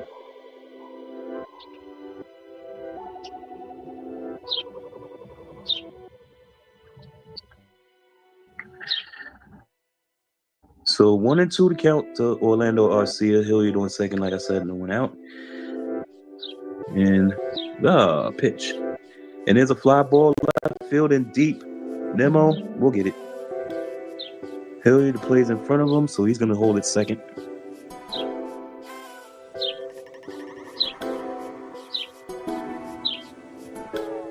Well, my tablet is horrible, y'all.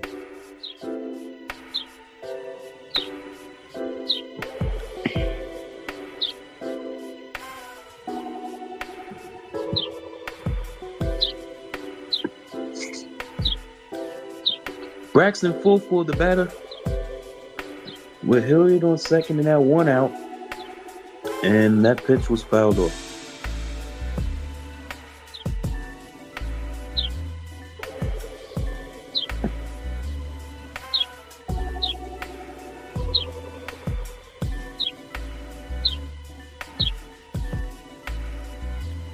Oh, 1 to Fulford.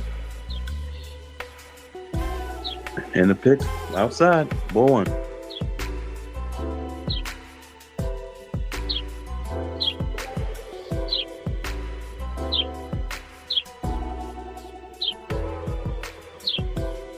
Yeah, but like I said, I'm almost finished talking about Money in the Bank. So just ground ball is short, base hit. Hilliard's gonna try to score. I think he will score, and the shutout's over. 8-1 Mets. Braxton Fulford, his second career hit. I think his second career hit. I know it's the second hit of this year.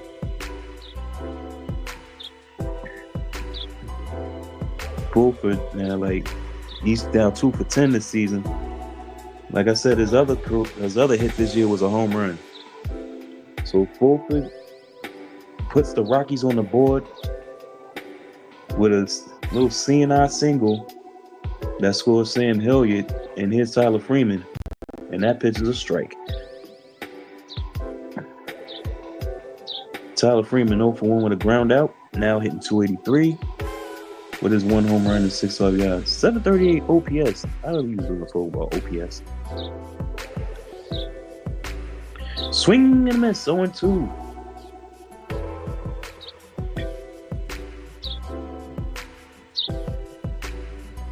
McGill's still going on average, but he could just go 6. You know what I'm saying? He doesn't even have to go 7, nothing like that. Mets bullpen is decent. You know, yesterday's score was 8-1, so it's now 8-1 again. Another ball outside. It's now 1-2. Yeah, McGill goes 6, and then whoever didn't work yesterday, work today. You know what I'm saying? And there's a fly ball foul, line shot foul, actually. That was 97. I think that was the hardest pitch thrown by McGill right now. So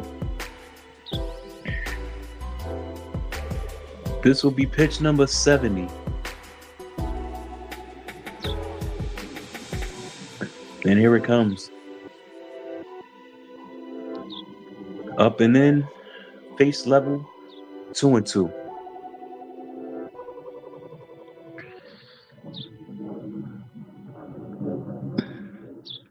Like I said, Mets going for the sweep. They'll sweep the whole season from Colorado as it's a ground ball to third, but foul.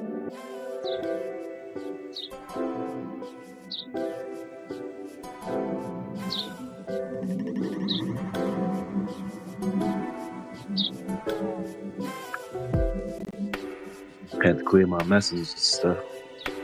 There's no notifications. I got so many notifications right now on my phone alone. It's sick. It's so sick. I got a bunch of games. You know what I'm saying? I'm trying to game for this K. Yeah.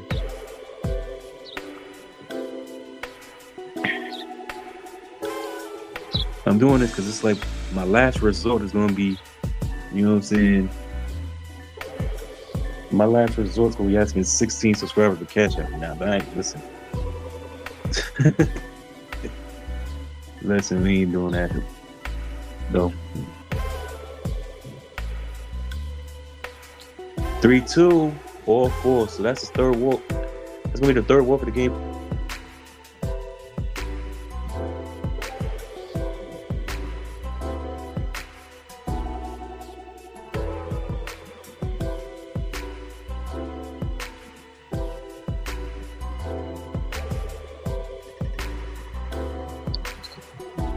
Yep. So, and with this Mal visit, I think this is a good Mal visit as well. He was out there for a long time as Hefner. So umpire's like, all right, break this stuff up.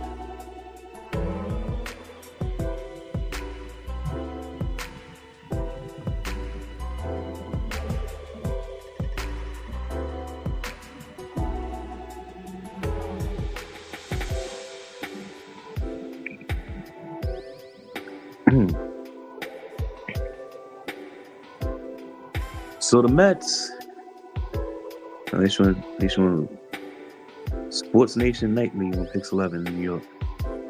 Is Malusa still hosting it? I don't know. But as it is, off the outside corner, they called that a ball. Anyway, Jordan back at the plate as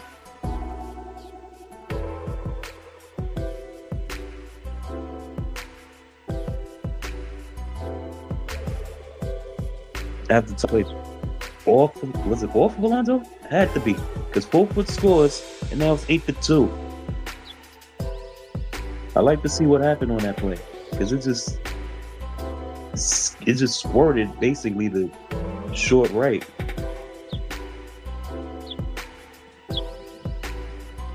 It's not, you know what I'm saying? Let's see what happens. Oh, that looked like a 2-base error on Alonso. Let's see.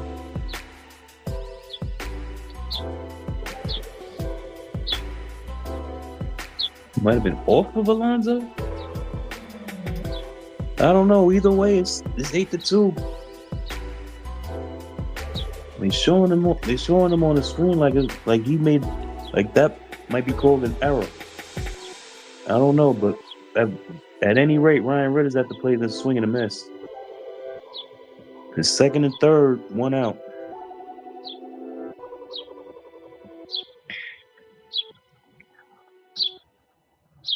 Maybe I don't know. I don't know what the spin rate was on that when the ball went off the bat.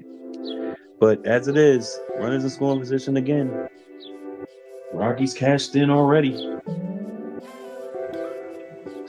Rockies cashed in twice already. Runners in scoring position. So 1-1 to Ritter. Inside, ball one, ball two. Freeman on third, Freeman at third, back at second. Mets will concede another one. So the Mets started 8-0, now it's 8-2. Rockies a blast away from getting right back in this game. And Ty Lord just hit him. Oh, wait a minute.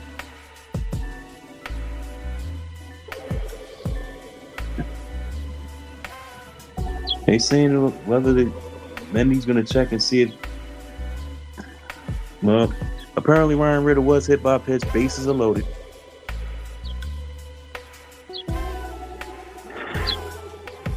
Rockies are smelling blood in the water. They want to try to get back in this game.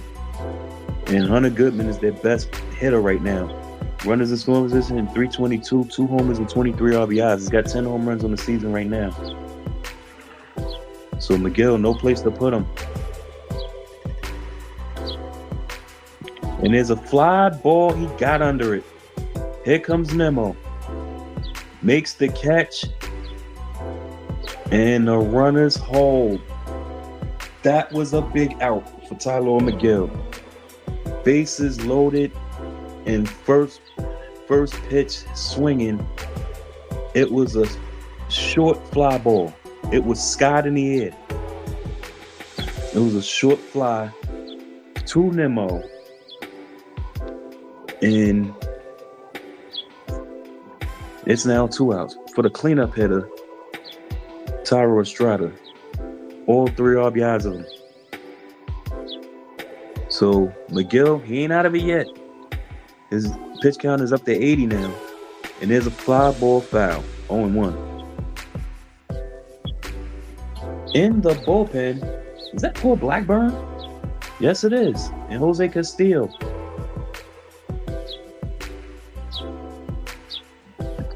So Blackburn, who started last Monday. But I guess with the Mets off tomorrow, he won't have to start because he can skip altogether. So he's the emergency starters. And the pop-up and Tyler McGill, no more damage done. Jeff McNeil catches that pop-up, and that's it. Rocky scored 2 runs on their first 3 hits. But they leave the bases loaded. You know, sprinkle in a walk and a hit batsman.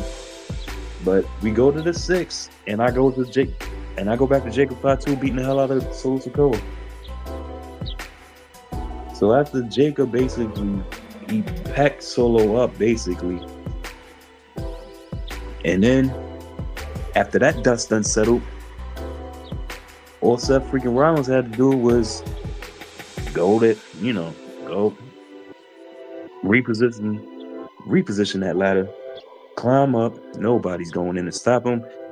Now, when I watched it, it was like, oh, let's see. CM Punk coming in? Nope. Roman Reigns coming in? Nope. Seth freaking Rollins is now a 2-time Money in the Bank winner. So, they showed a bunch of replays as they do on WWE TV. You know, Seth and his goon squad and the Wise Man celebrating. Seth is laughing. You know what I'm saying? Bronson and Bronson displaying they shit-eating grins. And yeah, what's gonna happen now? What happened on wrestling? Well, I was watching wrestling movie, right? You know what I'm saying? Brian Zane was talking about how Seth might not even hold the briefcase that long. He just might cash in on Monday. Because remember, Jey Uso has been in some matches. You know what I'm saying? He's been like each show, whether it be Raw or SmackDown. He's always in some angle where he getting beat up, and he's got to fight Gunther Monday. you know. So, you know what I'm saying? Smooth segue, right? Because I'm gonna talk about the main event after the top of the sixth, which begins with a ball to Brandon Nimmo. Hunter Hearst Nimmo is 0 for 3, a line out, 2 ground outs. You know what? Swing the sledgehammer, get it on that. You figure that as much as he's swinging his sledgehammer, he'd be, you know what I'm saying? He'd get more hits. And it's 2-1 now. Vodnik still on the mound. Still on the mound. He's starting his sixth inning. I mean, his third inning, really. No, his second inning. Dollander, the first 3 innings. Mejia, the 4th inning, and now Vodnik, who's about to throw his 23rd pitch of the game, and Brandon Nimmo hit the left field. He's going to go 0 for 4. Beck makes the catch. 1 out. Frankie Montas is rehabbing. Oh, he's been rehabbing. This is 4th rehab start. Oh, Manai had his first rehab start. But Montas looks like he's coming back, y'all. Because he's in AAA. And he threw 3 2/3 innings. He's coming back. So Blackburn, maybe just be staying his ass in the bullpen. But when Montas comes back, who's in the bullpen with him? Or who's just going to get outright sent down? I don't know. Soto, his first 2 pitches was taken for balls. Although that second ball, that could have easily been a strike. I ain't even going to hold you. 2-0 pitch. Now 2-1 in the strike.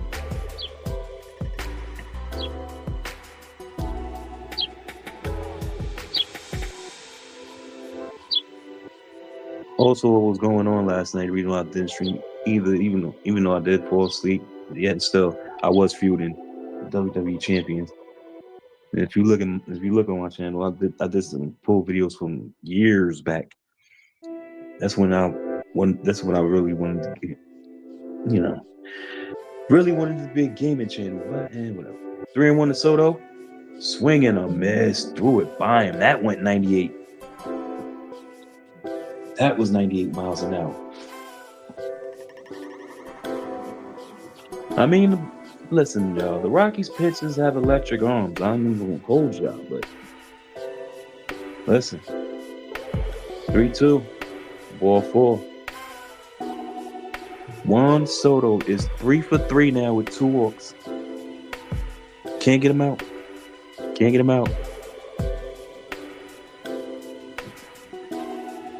Manager of the Rockies like, yo, Don Kelly like, is that Don Kelly? No, I think Don Kelly managed the Pirates. Anyway, the Rockies manager's like, hey, get that bullpen up. Pete Alonso with his 2 for 3 now, hitting 301, and he waves and misses at the ball. But in the 3rd inning, he connected on a strike and hit a 2-run. What do they call them? Piss missiles? He hit a bomb.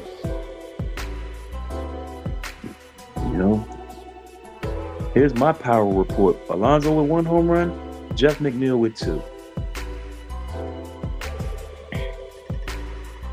And that accounts, the 3 home runs in the game has accounted for 6 of the 8 runs.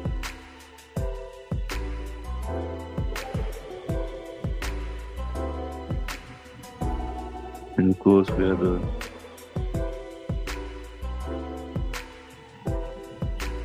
his pitch, 0-2. Hit foul. Biden trying to blow it past Alonso. I mean, Pete had struck out with his own hit. Only time they got him out was to a K. That was the first thing. The great Jeff McNeil in this 2 home run day is on deck. 0-2. Corner. Nope. Off the corner. 1-2.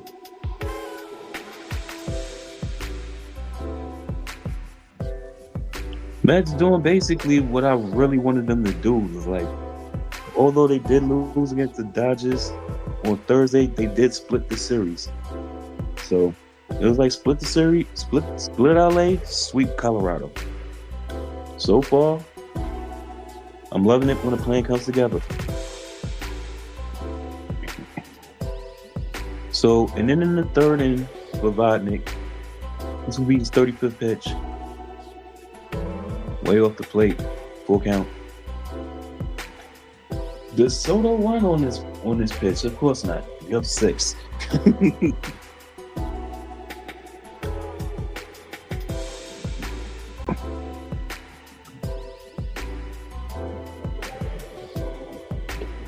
So a 3-2 pitch coming.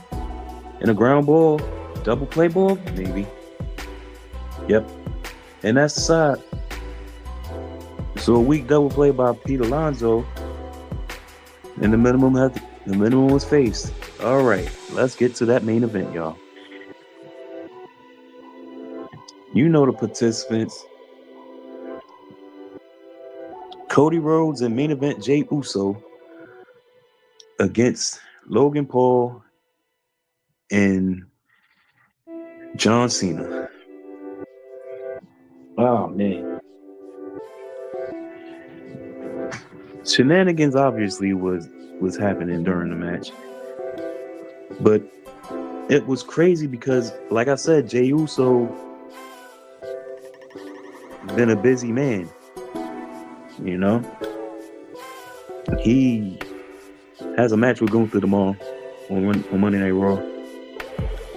And side note, Nikki Bella comes. But that has nothing to do, ironically, with the John Cena match. But yeah. So there was a cohesive unit, Cena and Paul was, to begin main event. Jey Uso being the face in peril to start, not to go on the side all the time, but listen, that's what happens. You're the world heavyweight champion and you're getting your ass beat and isolated from Cody, because, let's just keep it to it. Cody's the bigger star. So, bigger star always get the hot, bigger faces always get the hot tags. So, they getting it in, Cena and Paul, but then Cena tagging out, only to tag himself. That's like, what the hell? Aren't the faces supposed to get you intrigue of like, oh, can they coexist? Are they a well-oiled machine? Nope, this was the heels now. So Cena and Paul arguing after they've been spending the whole match separating, like isolating Uso from Rhodes. So these idiots are arguing. It's like, why are you doing this? I'm Logan Paul. I'm trying to teach you. This is what Cena said. He's like, well, teach me then. You want to be taught? They having a little seventh match. And then it's like, look at these a-holes. Jay McStyle, Cody Rhodes. And that's why I'll stop there, because Paul Blackburn's on the mound. He's already down 2 balls, no strikes to Ryan McMahon. So top goes like 5 innings. He throws over 80 pitches. And it's like, all right, we good. Now, Paul Blackburn started last week against the Dodgers. Pitched 3 hit ball over 5 innings. So 2-1 to Ryan McMahon in his pitch. 2-2.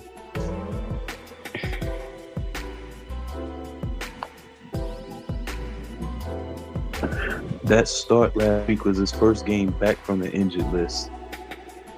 Like I said, Mets have arms on the men. Montas had a rehab start today. Sean Manaea had a rehab start in Brooklyn, or for Brooklyn, in the mid last week. So it's on the men, and we're 2 hours into the stream. McMahon, the count is 2-2 on him. Paul Blackburn His pitch. Ball 3. 82 miles an hour. Seth Halverson is in the bullpen for Colorado. He may be coming in for Vodnik in the 7th. Pitch. Line drive, right field, base hit.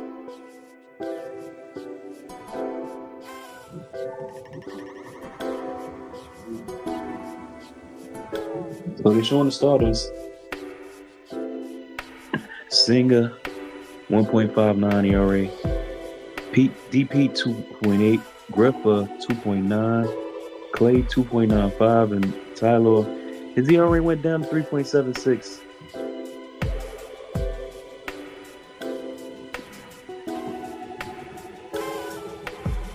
So they'll bring up Ike Hilliard. Wow.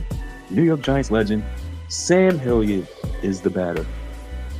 That gives me, it's time to put this on the board again. It's time to put this on stage again. If you want to do it, this, do that. I mean, seriously. You want to botch names like myself? 0-1. That's a strike. 0-2. Didn't matter if you checked it or not. It was in the zone. Auto zone. See what I did there? Yeah, but anyway, take that over.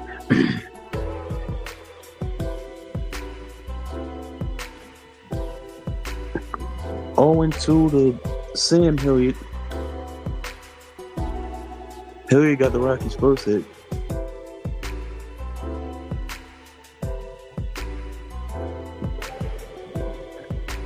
Laid off of that pitch. Ball 1.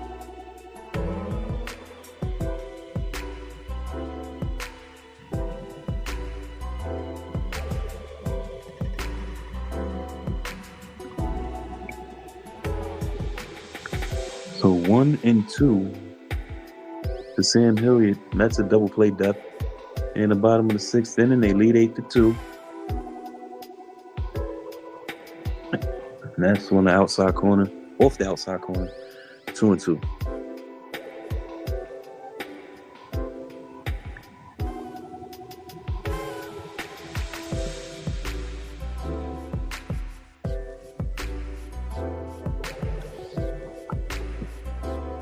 Now 3-2. Paul Blackburn has not given up an earned run yet, or haven't given up any runs yet. Because, like I said, that 5-inning start was scoreless. He's pitched 5 shutties, as Wardy would say.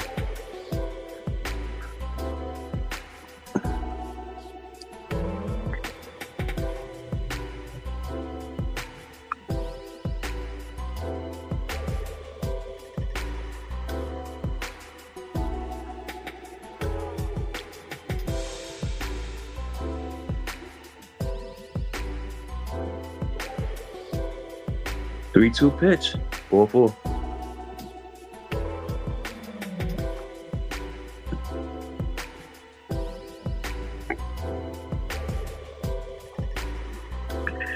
So Mendy's looking, and kids having fun in the. They got a jungle gym in Coors Field. Yeah, that's crazy. That is crazy. That is crazy. Met fans in the house. Met and Rocky fan, the new generation, they playing together. Fans that play together stay together. You know what I'm saying? And they'll eventually grow apart. They don't even remember this. But if somebody has this in the vault in about 25 years, yeah, there you go. Now they got these camera angles on these kids where it's like, all right, was it a mound visit or Alvarez going to calm Blackburn down a little bit? At any rate, did strike 1 to Orlando Arcia. Arcia now hitting average down to 180. Over 2.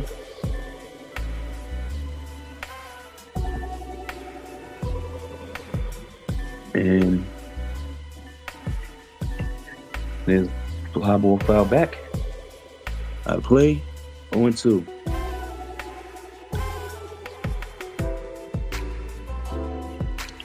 I'm looking at the thing on Facebook right now. It's like the 90s though. It's like your birth month is your new family.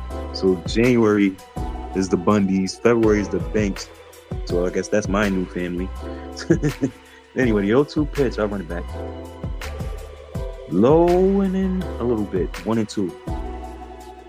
You know, it's self-explanatory about who the Bundys, what show they was on. Obviously, Married with Children, Fresh Prince of Bel-Air, The Banks, The Matthews, Boy Meets World, The Simpsons, The Tanners, Full House,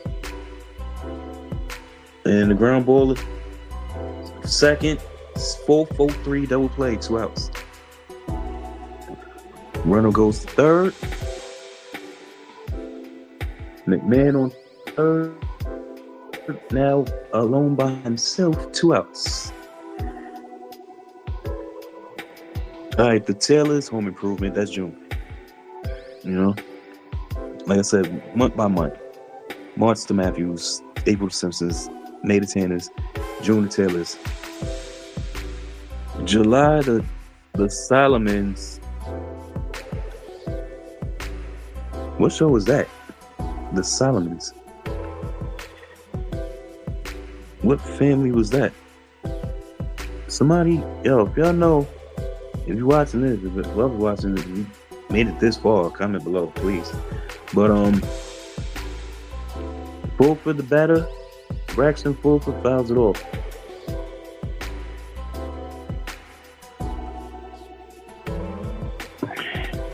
August the Sheffields, the nanny. September the Winslows. Come on, y'all know, family. October the Camdens, 7 November the Sinclairs, dinosaurs. And December the Spellmans. What's Spellman? It is, but I don't know. But anyway, swing and a miss. Fulford strikes out. And that's it for the 6th. That's it for me talking about the 90s. Let me say Mandy Rose or Tiffany Stratton. Mandy Rose, y'all. I like Tiffy Time too, but Mandy Rose. But anyway, speaking of wrestling. Alright, so Cena. Alright. The hot tag was made to Cody Rhodes. So Cody is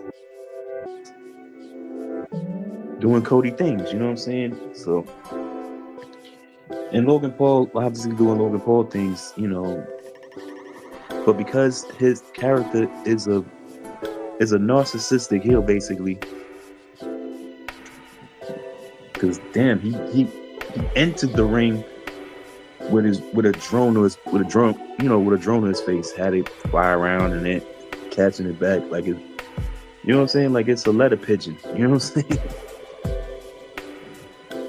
But they did a drone spot. Logan Paul did a drone spot where it's like he's about to go up and splash, you know, go aerial on Cody. So Cody like, all right, this dude here, idiot. So Cody gets up while Logan got the drone in his face. Cody jumps up to the top to superplex him. And as he's superplexed, Logan, still drone in hand, gets Uso splashed. Now we didn't see it until the replay, because we were still on the drone angle. So as it was, that was a good spot. And later in the match, like moments later, Cena's AA and everybody all to the outside. So Jey Uso, who basically had, I'm telling you, face and power through the whole match.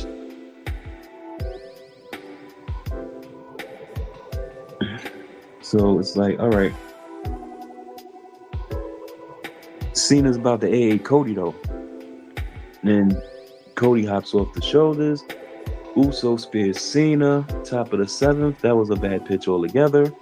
Halverson is in. McNeil takes that 59 for the full ball. Halverson actually has saves this year. His ERA is 4 and change.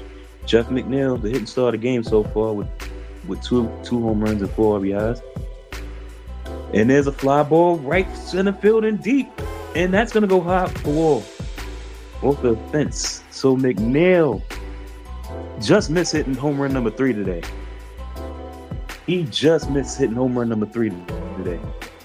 Jeff McNeil, the great Jeff McNeil, with a leadoff double to greet Seth Halverson in this 7th inning. Well, it was a one hop off the wall over the right fielder's head, but McNeil doesn't have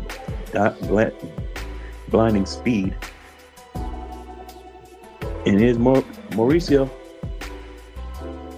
He's 2 for 2 with 2 walks. Low strike being called. Actually, Mauricio was 2 for 2 with 1 walk. That's right, the Mets in their 4th at bat. The 0-1 pitch.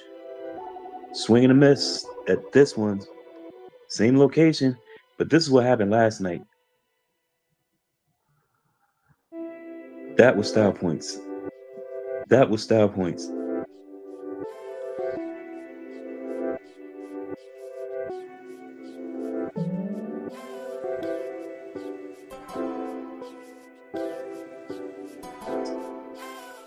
Ronnie Mauricio, 3rd deck, by the way.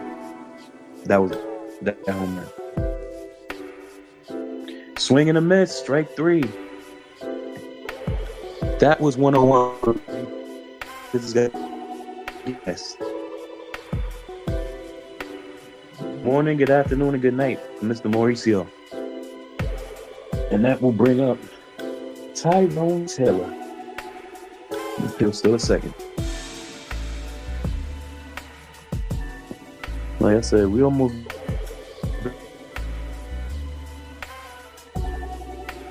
done with the nonsense. We almost finished talking about Money in the Bank. I might have to retitle this. As they showing the screen, number 17 being retired by the Rockies. Not Keith Hernandez, Todd Helton, who's a Hall of Famer. They got a burger joint named after him in the stadium. The Helton Burger, the number 17 Helton Burger Shack. Todd Helton, did he deserve the Hall of Fame? Yeah, of course he did. He played in Denver his whole career. 316 average. He was a tough out. 369.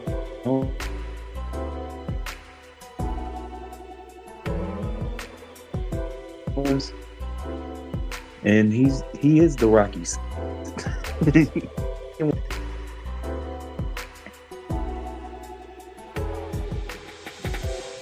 And now it's 2 outs. McNeil still at second, and that'll bring up Beatty Mack, we think. Yes, we bring up Beatty Mack. Brett Beatty flied out and grounded out twice. Mets want to knock in another one. And there's a check swing foul.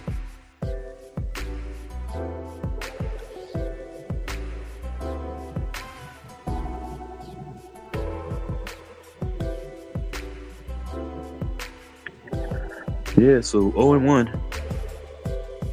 Did I mention how much I hate this tablet?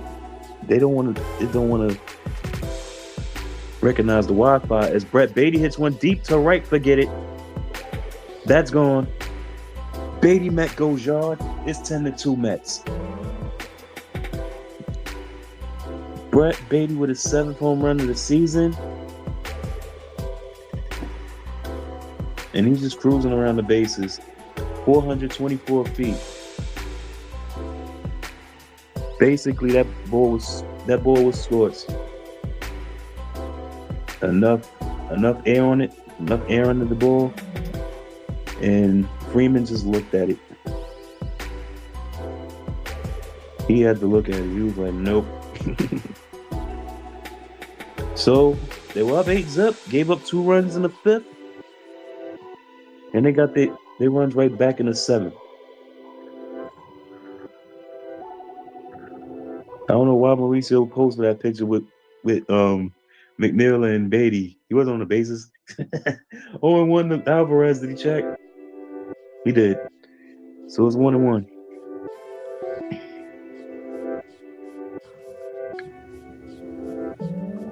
Halverson knew it. 1-1 count to Frank Alvarez. Fouls it off.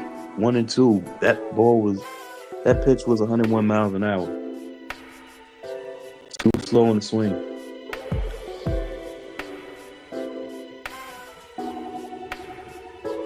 Like these pitches today for the Rockies, it look like they got good stuff. Looks like they got good stuff. It's just that the location. Location. That's why the Mets got 4 home runs today. And there's a base hit for Frank Alvarez. Opposite field, of course. So Alvarez, another 2-hit game. He's getting it together. He's piecing it together. So, of course, with that, that'll bring up Francisco Lindor, who has no hits in this game. Mets having a hit parade, and right now, Francisco Lindor late to the party. 15 pitches in for Halverson, by the way. A little late to the party, y'all. Lindor 4, like I said. 2 strikeouts, 2 groundouts. And low pitch for ball 1. Lindor's average down to 284.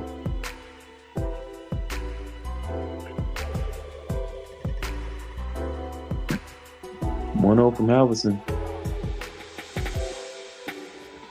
Going in 2-0.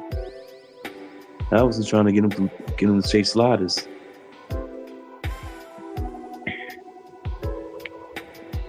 So 2-0 to Francisco Lindor. Francisco Alvarez is on first. Mets already 2 runs in this inning.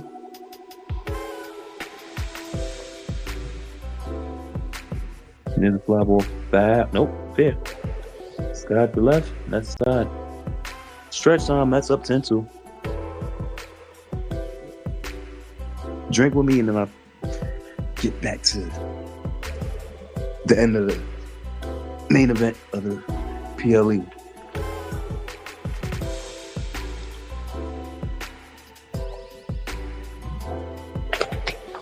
All right. So yeah, Cena gets speared by Jay. But then, more stuff happened with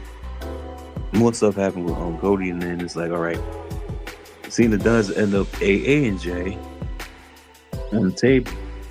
The table was not broken, you know what I'm saying? So Jay's still laying on the table, and then Cena and Rhodes in the ring. Logan Paul does an acai moonsault off the second rope, basically off the apron,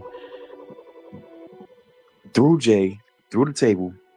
So they're laid out. Referee grabbing their hand, checking on them.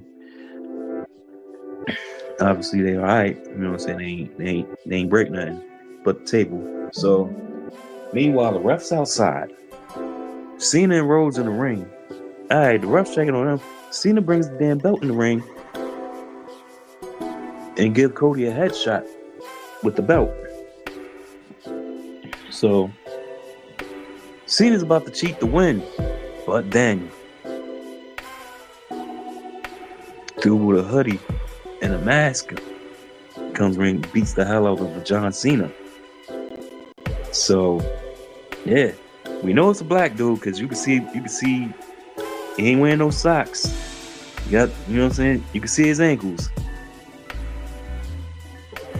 So, yeah. The man takes off the hoodie and the mask. And we got truth. We got our truth. Our truth is back, y'all.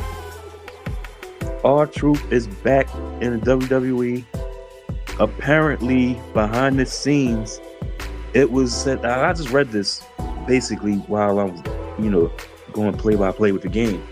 Apparently, after our truth told the world that he was leaving, according to, I forgot where it said it, but I still got my Facebook on. I could run it back. I can run it back. But anyway, our truth is back. Apparently, he wasn't taking no calls from Triple H or Nick Khan. But then Nick Khan was like, "Yo, we got a spot for you. Come back."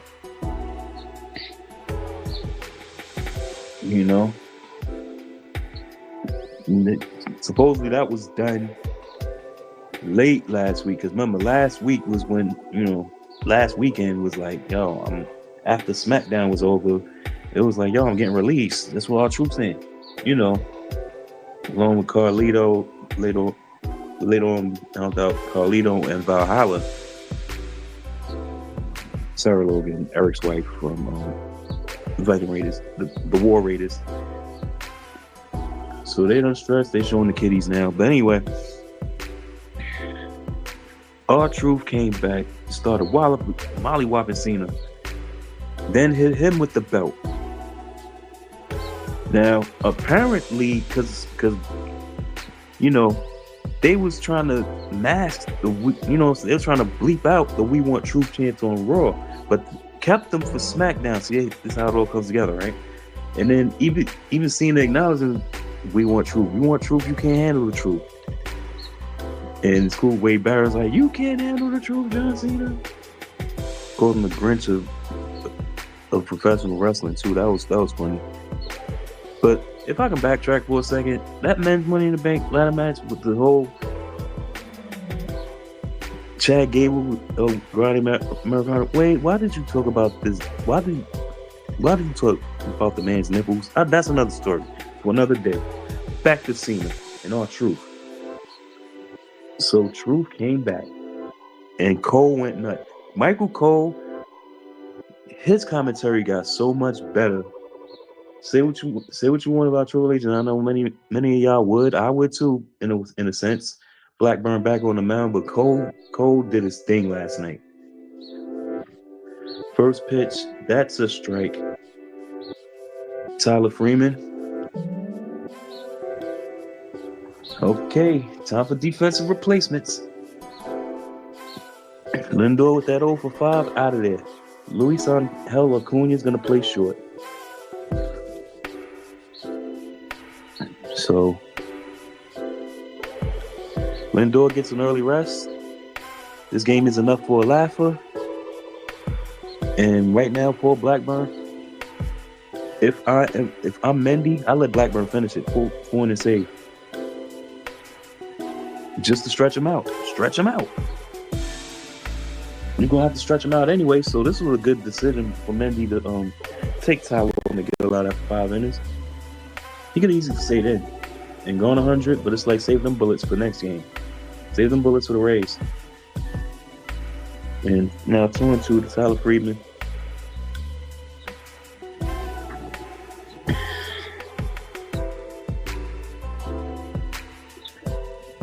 So this will be pitch number 26. There's a line drive left field that's going to hit the corner. Freeman rounding second. Is he going for third? He is not. So it's going to be a double for Tyler Freeman.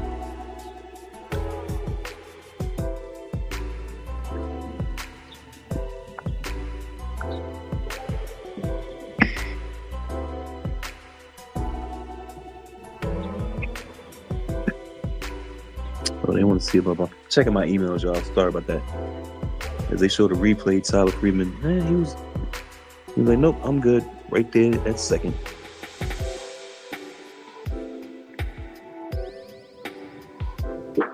want this to charge a little bit more, and then I'll charge the phone again because I see my battery life is dwindling here, but not enough to be ending the stream. Got a Ray of Jordan back. Freeman on second, no one out, and the first pitch is fouled right next to him for a strike. Lindor had an 0 for 5 day. Took the last 3 defensive innings off. He's straight. Mets have hit 4 home runs. Alonso, 2 by McNeil, and 1 by Beatty Matt. And swing and a miss. Beck 0-2.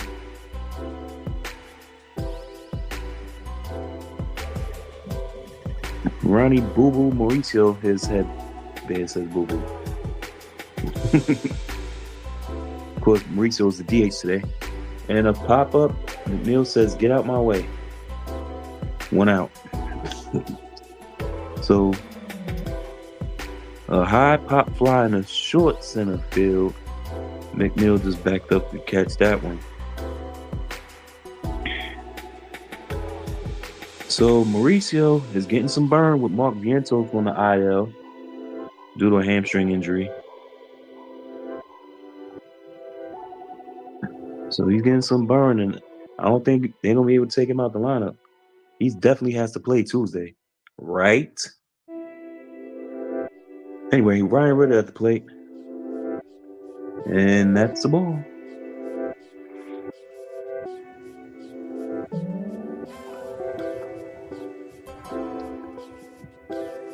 Colorado 8 runs in arrears trying to come back.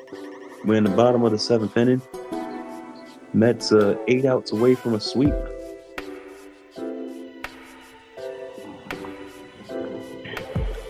Ryan Ritter's last at bat, he was hit by a pitch. He's hitting 200 on his young career.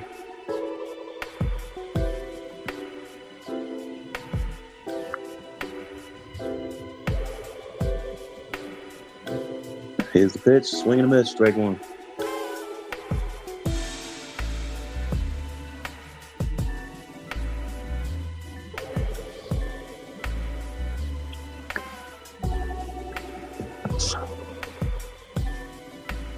Two 1 pitch coming to Ritter. Swing and a miss, 2-2. Yeah, that all true thing. So it's like I'm basically almost finished. Yeah, so basically got in touch. Nick Khan got in touch with him, so I was like, "Yo, come back." So it was like, all right. He came back, and then I'm watching Wrestle with Regret. They put on the bottom like a little blurb saying that his R-Truth son, Ron Killings Jr., basically leaked out that he signed a new deal.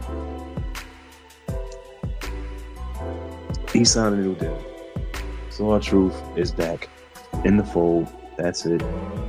Now we just gotta wait on some Judgment Day shenanigans on Rodomon, and Carlito will have plans to have that implode. Jeff McNeil, another pop fly. This one is short right field. The great Jeff McNeil all over the place. And the runner is still at second with 2 outs. So Blackburn in a hell of a jam, and then now again not a hell of a jam. So yeah, True came back, and then Cody hit crossroads, and there's a base hit in the center, and the Rockies gonna score again. Freeman scores. Goodman's on base with a base hit and an RBI, and the Met lead is now 10-3. And why am I in the middle of the innings now talking about Money in the Bank? Because this game is over, man. Come on, man. It's 10-3. Anyway, Cody hits crossroads, and that's the match. A well-spent Jey Uso and Cody Rhodes win the tag team main event, Money in the Bank, and Cody's music's playing. He kisses Jay Uso on the forehead and show's over. And that was your Money in the Bank nonsense.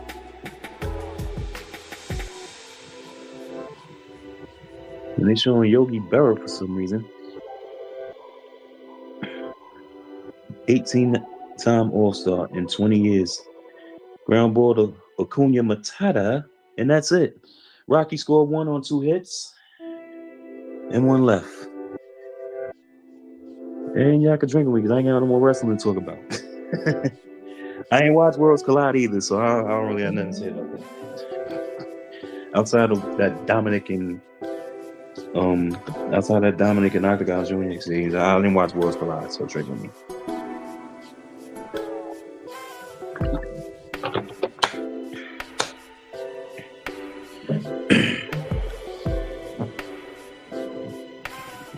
When's my next live? Don't know. Don't think I'd tell you if I did.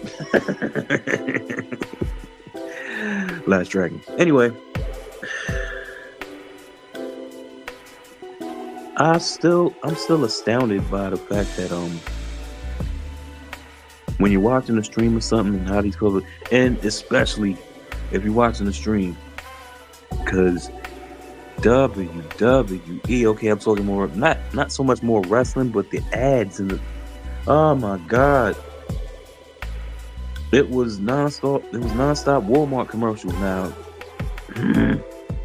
is it because of my history with Walmart? I don't know, but still, it's like it was Walmart and whiskey and vodka. I'm talking about the commercials, not me and my drinking sessions. Nah, first of all, I didn't have vodka or whiskey. Like I said, I'm leaving the hard stuff alone, y'all. You know? For the most part. Can't do it. Can't do it. But, yeah. I think I'm like, man, just keep it to bed, man. It's my last year drinking anyway. But, the road ahead. They going deep right now. Next 3 series. They usually go next 2. Washington, Tuesday to Thursday. The Rays were heating up a little bit on the weekend.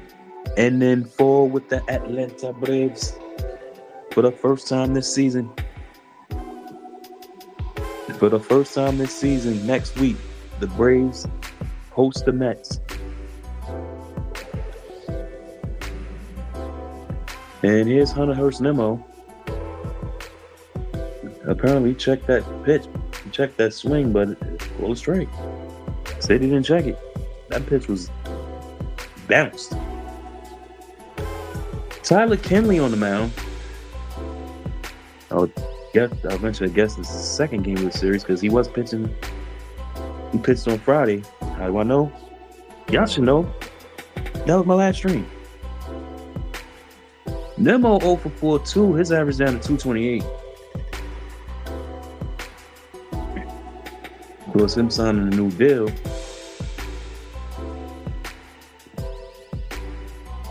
As far as batting average go, he's not having a good year at all. Basically, home run or bust.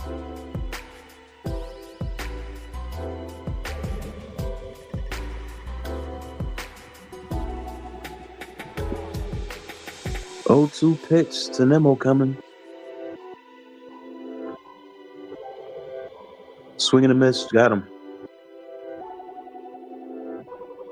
So now Nemo's over 5. Maybe he'll be defensively replaced in the bottom of the 8th. I doubt it, but could you imagine? Okay, so Miguel Tyler, 82 pitches through 5 innings. Chase Dollander, 78 pitches through 3. So here's the toughest out of the lineup. Juan Soto. Soto 3 for 3 with 2 walks.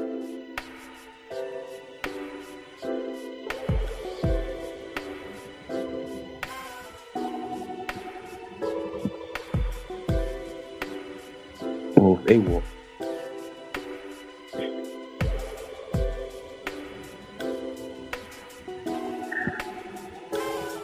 Speaking of the Nationals, in the bottom of the ninth, in DC, the Rangers lead 4-2.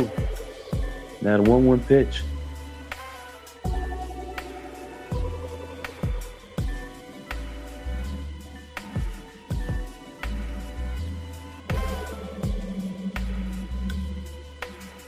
So it's 2-1 to Juan Soto.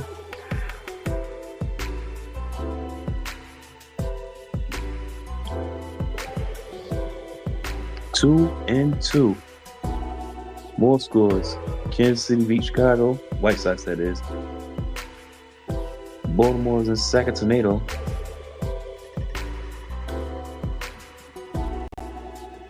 The Braves are trailing the Giants in the seventh inning 4-3. So the 2-2 pitch coming to Soto. He checked it, ball three. The world knows you checked that damn swing. Come on. You have to ask third base umpire.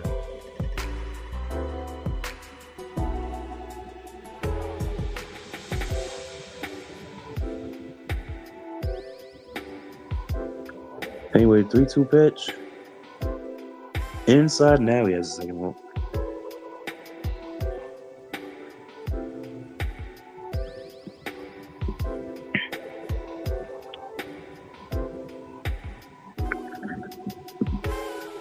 So Tyler Kinley gives up a walk to Soto. And that'll bring up Pete Alonso.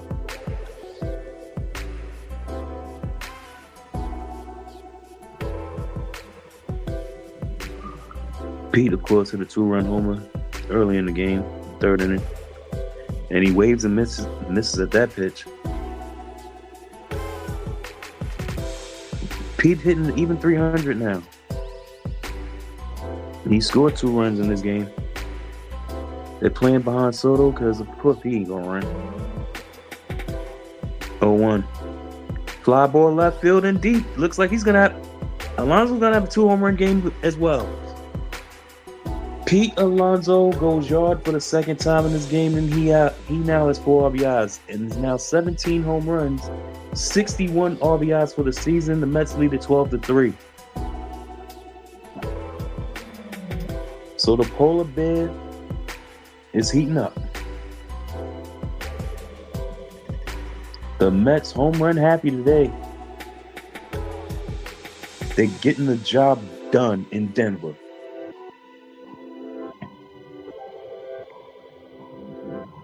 Pete pulls it down the left field line, inside that foul pole, for a second home run of the afternoon.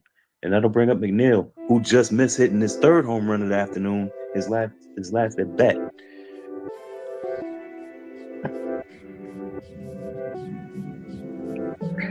McNeil with a 3-hit game and 4 at-bats.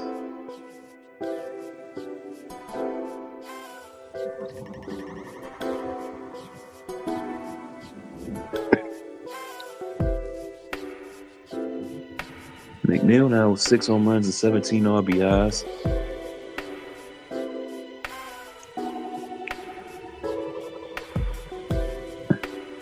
McNeil now with a 1-1 count as he fouled that last pitch off.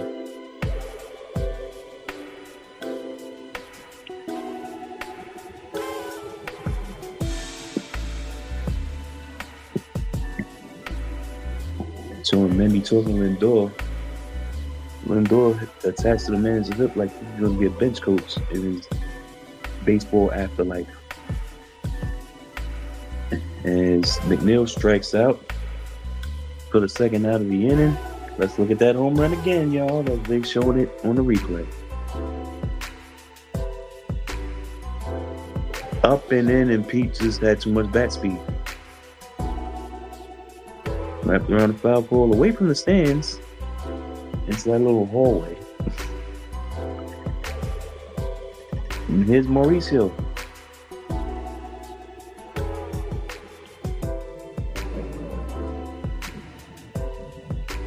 Boo-boo 2 for 3 with 2 singles, a walk, 2 runs scored, and a stolen base. He stole that blindly, by the way.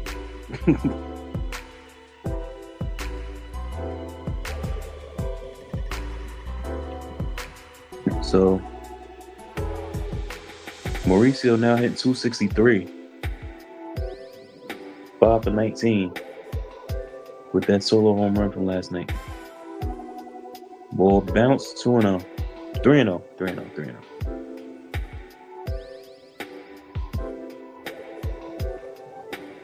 Mets enjoying this one, as am I. 12-3. We're in the top of the 8th. And a 4-pitch walk to Ronnie Mauricio.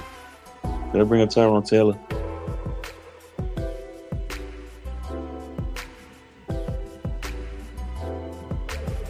Pete Alonso having himself a time.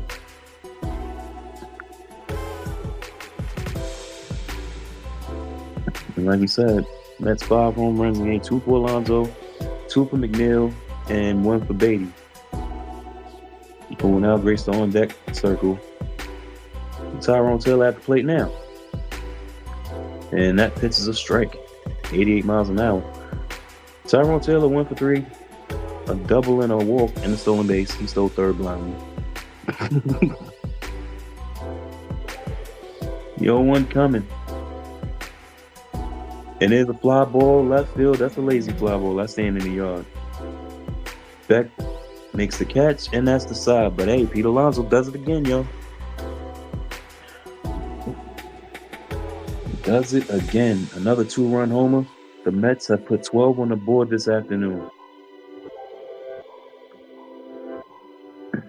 They are up 12-3. And excuse me for a moment, because this shirt is going sticky, and I know the weather's going down a little bit.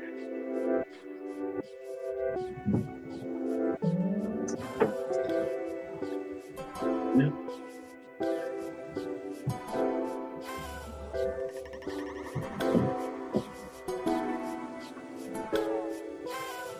Sure, I thought I had felt on, but well.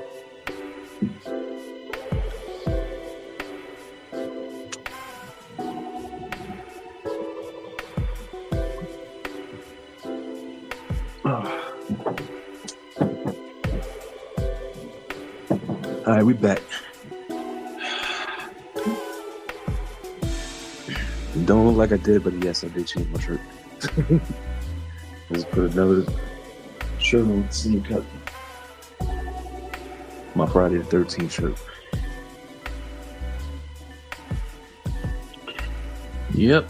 So here we are, y'all. The Mets.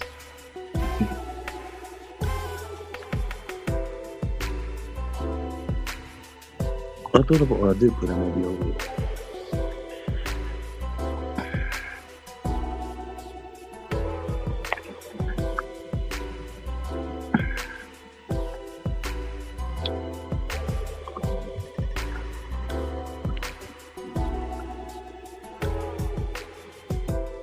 So they showing the kids playing somewhere else. Nice little area. You know it's Denver, because I ain't seen, you know.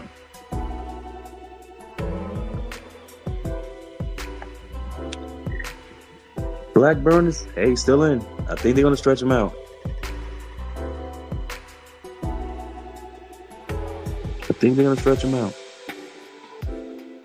Ryan McMahon is at the plate. I think they're going to stretch Blackburn out. He's still in the game. Swing and a miss. 1-1.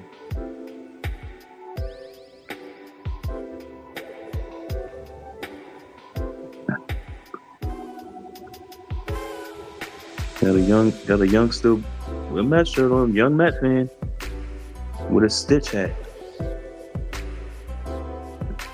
Disney Stitch.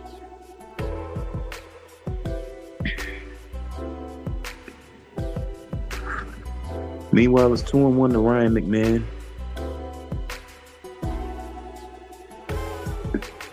The pitch. Blooper in the right. Well, not a blooper. That's going to be a base hit for Ryan McMahon. Are they going for second? Yes, he is. And he'll reach there. Throw coming in late. So Ryan McMahon with a double. Rockies got some extra base hits in the game.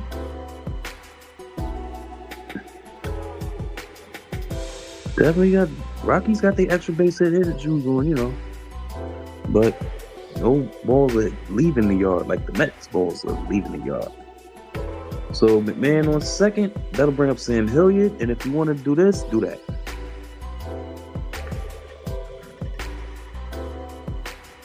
Blackburn up to 42 pitches in 2+ innings.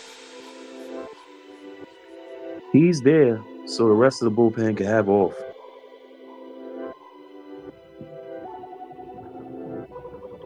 And I do not think that the Mets are putting anybody else in the bullpen. I mean, they could, but I don't know. I mean, I personally doubt it. And there's a Fox.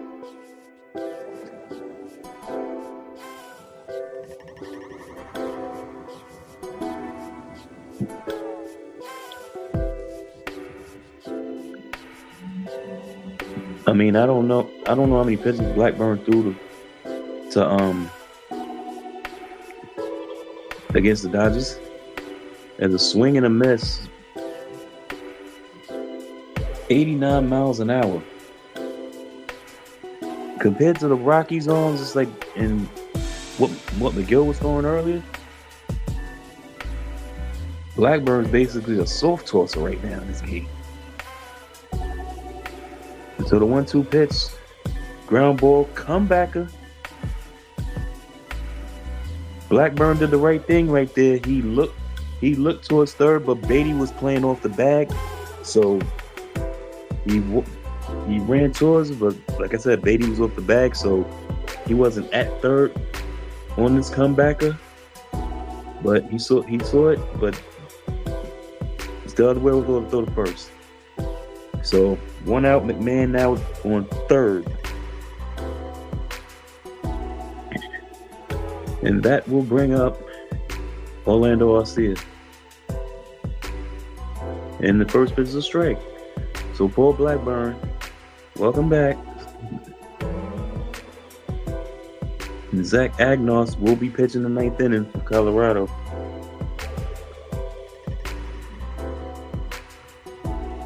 And after this game, I'll be off of the Rockies for good this season. As Arcia ropes one down the left field line, foul, 0-2. Braxton full forward on deck.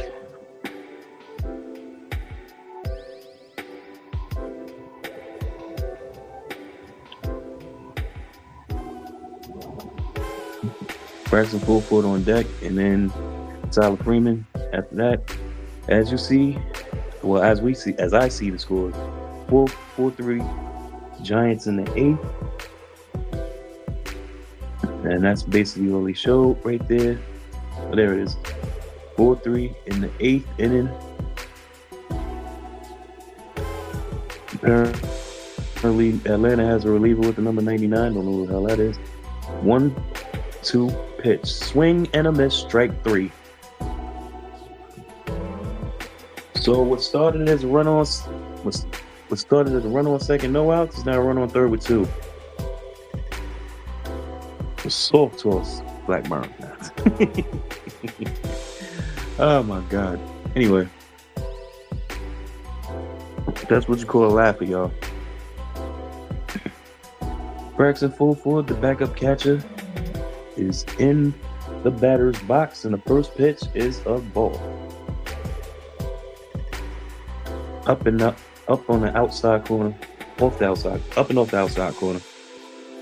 Braxton 1 for 3, second hit of the season, plated a run. So 2 hits, 2 RBIs on the season. He's an RBI machine. That last pitch was a called strike. 1-1. Blackburn up to 52 pitches. And I don't see any they didn't show any bullpen action. And that check swing is a strike. So now 1-2.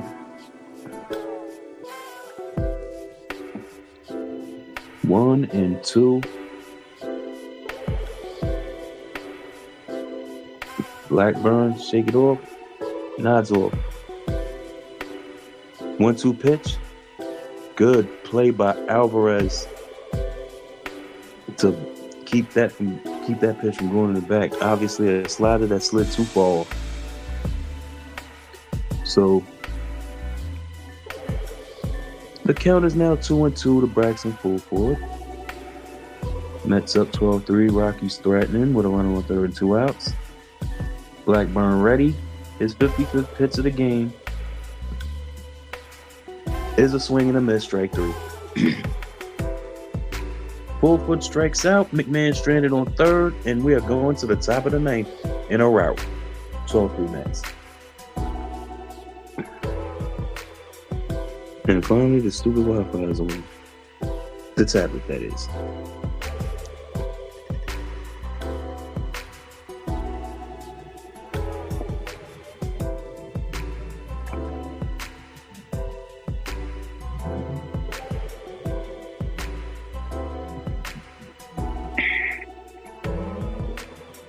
So the Mets, like I said, 3 outs away from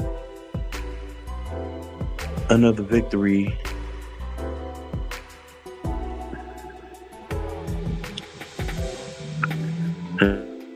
And the Wi-Fi cuts out again. By the way, yeah. By the way, that Pete Alonso home run puts him second alone in the Mets career home run joints. He's now 9 behind Darryl. That home run, and this Pete's 7th year in the league. His 7th year in the league, he has 243 career home runs. The second all time. Behind Darryl Strawberry.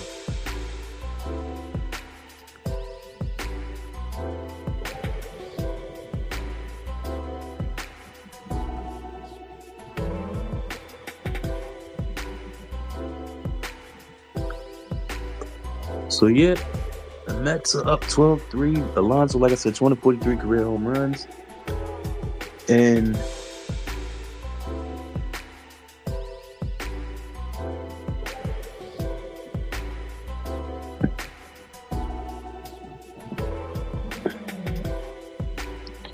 Zach Agnos, they showed the stare down between him and Pete Alonso.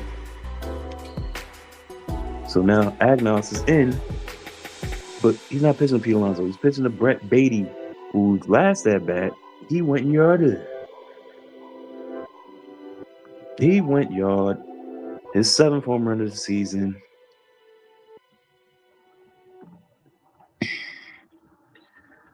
I said the Mets are up 12-3. I said it like 10 times already.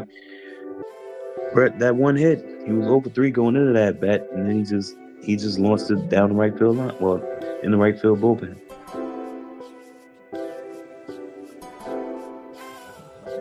Question is, does Blackburn go for the 4-inning save? I say yes. Do it.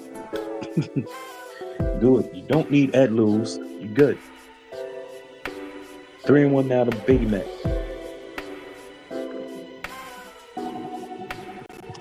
All right, time for the blue charge.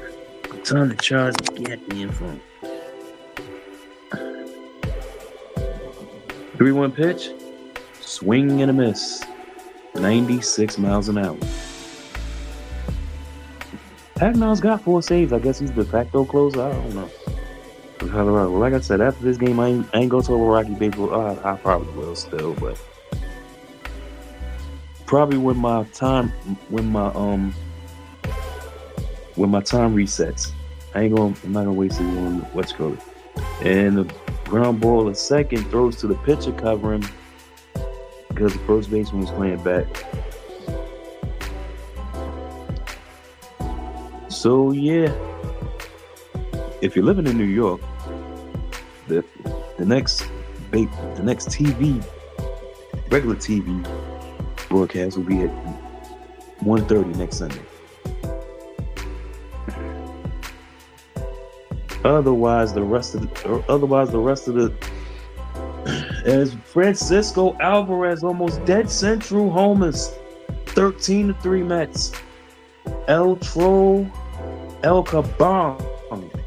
His second home run of the year. 450 feet.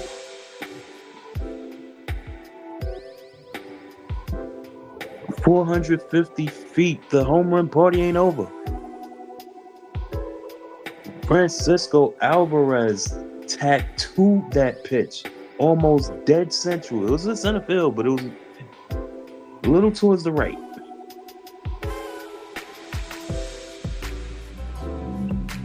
Almost a splash job into the rocks. And now here's Acuna Matata, who grounds out the first. And that's the second out. First pitch swinging. So Agnar's, it ain't safe for him either. And that'll bring up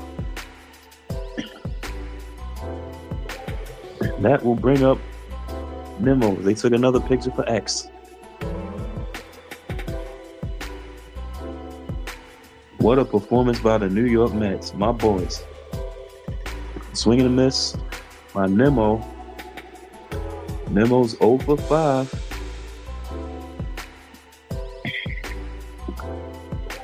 Line out, 2 ground outs, a fly out, and a strikeout.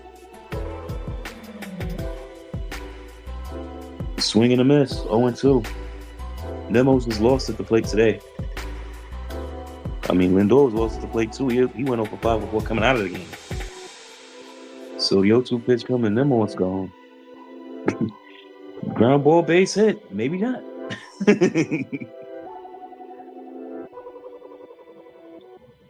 Maybe not. So Nemo gets on the hit train.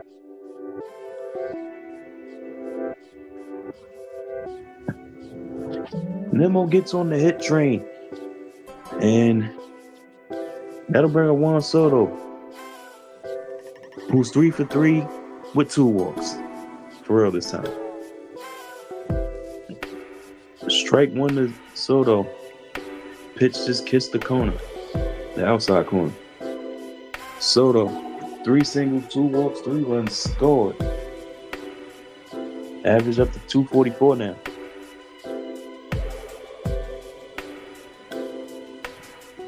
He's just looking for Juan Soto to get that hot streak going get that average up to at least 265. Carlos Mendoza is about to go 5-2 on his road trip.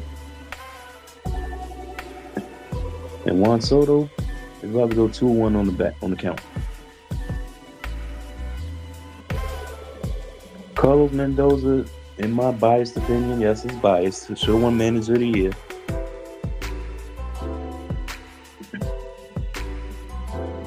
Manager of the Year went to a man who Mendy ends up beating in the playoffs anyway. Pat Murphy of the Brewers. Well, he did have a good year. His Brewers won the division, you know. But yeah, still, Mendy should have won. I don't care. That's me acting like a petulant child. 2-2 to Juan Soto, last pitch being a strike. Nemo on first. The 2-2 pitch. Now 3-2. Pitch being low and in. Nemo's, well, he's got to run. It's 2 outs. He's got to run. It is 2 outs. That's up 13-3. Francisco Alvarez with an absolute bomb in center field in this inning. 3-2. Walked him. Soto, 6 plate appearances, 3 singles, 3 walks. And you know, once this game is over, we got, you know what I'm saying, we're 3 hours in on the stream. We're 3 hours in. Here's Pete Alonso. 3 for 5, 2 homers, 4 RBIs.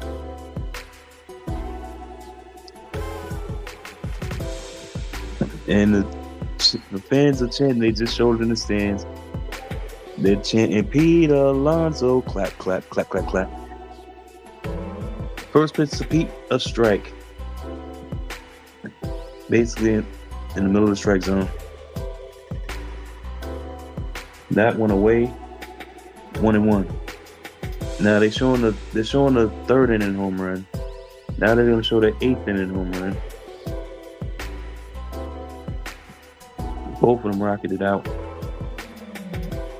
Agnos goes 97 miles an hour on that pitch. It's 2-1.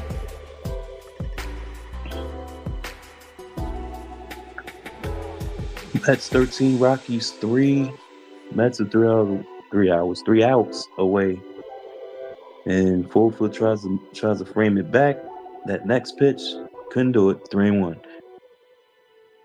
So Agnos about to throw his 22nd pitch of the inning. And there's a fly ball foul down the right field line.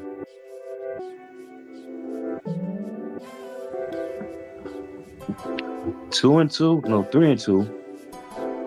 It's a full count. The payoff pitch, both runners gonna go. Swing and a miss, got him. So Pete strikes out again, but damage done. Alvarez, a home run. He'll be back to catch the bottom of the 9th inning. The question is, will Blackburn be back in it? I've enjoyed this weekend streaming. Trust and believe. We got 2 games in. And this being my mom's birthday weekend, you know what I'm saying? I was able to be able to stream twice. That's what's up. So it is what it is, y'all. And for those like peeked in, you know, for one person that peeked in live, salute. It's always good to have eyes on the, you know, stuff, you know, on the content. And listen, man, if you're watching the playback, it is what it is. You know, shouts to y'all as well. Shouts to my subscribers. The very few I have, I cherish y'all. Trust, you know. And if you're watching and you're not subscribed, you know, if you got a couple of seconds, love it. You know, if you got a couple more seconds, like it. You know, and if you got a couple more seconds, share it. I'm gonna share it with some of my people here, you know. And last but certainly not least, if you want to do this, do that. You know, just do that. Tell them Uncle Lean sent you. Okay, bottom of the 9th, and Paul Blackburn is in. Line drive, base hit. In the right field, is going to the corner. Rocky's gonna have yet another double. Might be a triple. Freeman, and he's gonna get a triple. Tyler Freeman. I think all his hits in the series have been for extra bases. I know he got a couple hits here. He had a hit last night. Tyler Freeman is an extra base hit machine, though he only has one home run. And he hit that last week.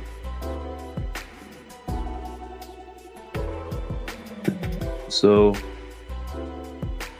after that, I'm gone. Jordan Beck, the batter. 90 mile an hour fastball. Beck with an RBI double. Mets up 13-3. Rockies threatening again. Trying to chip away, at least.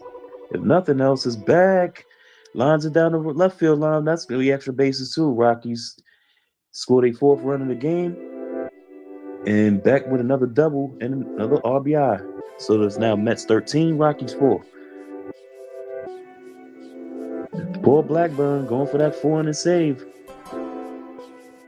And like I said, they're stretching him out. They're stretching him out. He is long. He is definitely long relief now. He's long relief, spot starter. That's gonna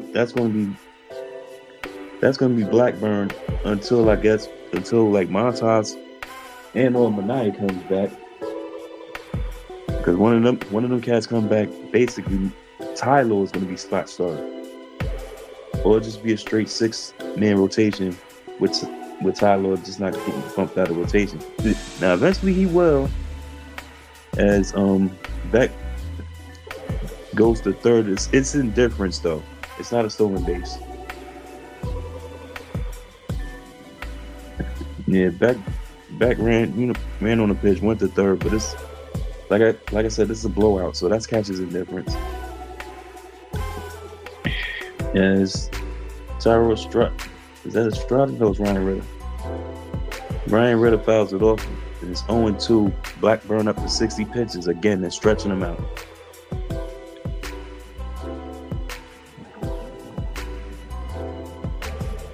So Ritter 0 for 3 and a hit by pitch. The 0-2 pitch coming. Too low. 4-1. 1-2 to Ritter. The Mets had himself a time at the plate, folks.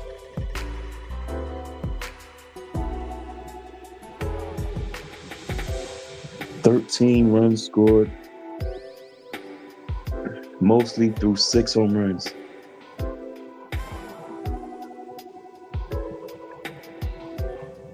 Blackburn keeping the ball down, but a little too down.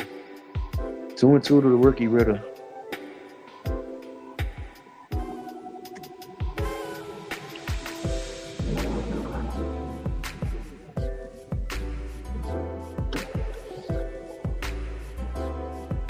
The pitch. Ground ball to third, and Beatty's going to keep it in his pocket.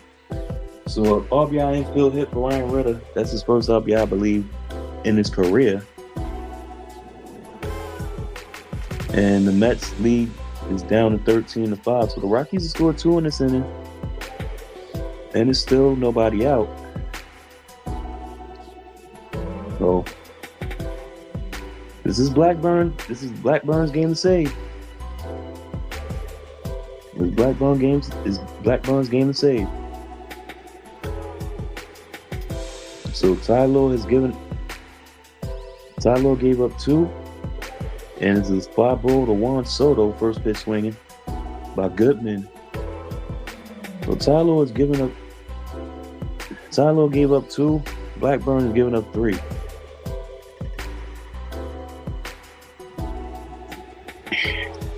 So Ritter's still on first now with 1 out. And that'll bring up Tyro Estrada. Blackburn set for his 65th pitch thrown in the game. And is right down the middle for strike 1. 92 miles an hour, so still soft tossing compared to, whatever. Tyro for 4, 2 ground out, 2 flyouts. He's just coming back. Just came up. Average down 267. Ground ball to Beatty met. Bare hand. Got him. 2 outs. Goodman goes to second. No, Ritter goes to second. So Colorado, down to their last out. Good play by Beatty met. Brett Beatty is going to make Mark Vientos a DH when he comes back off the IL. Vientos is going to be a DH / third baseman, but he might be DHing for a while. Although you got Marte, even Ryan Mauricio, but I'm like this. It's going to be a log jam at third base and shortstop. Well, and second base. Good problem to have. Ryan McMahon now 1-1. 93 miles an hour from Paul Blackburn. McMahon 2 for 3.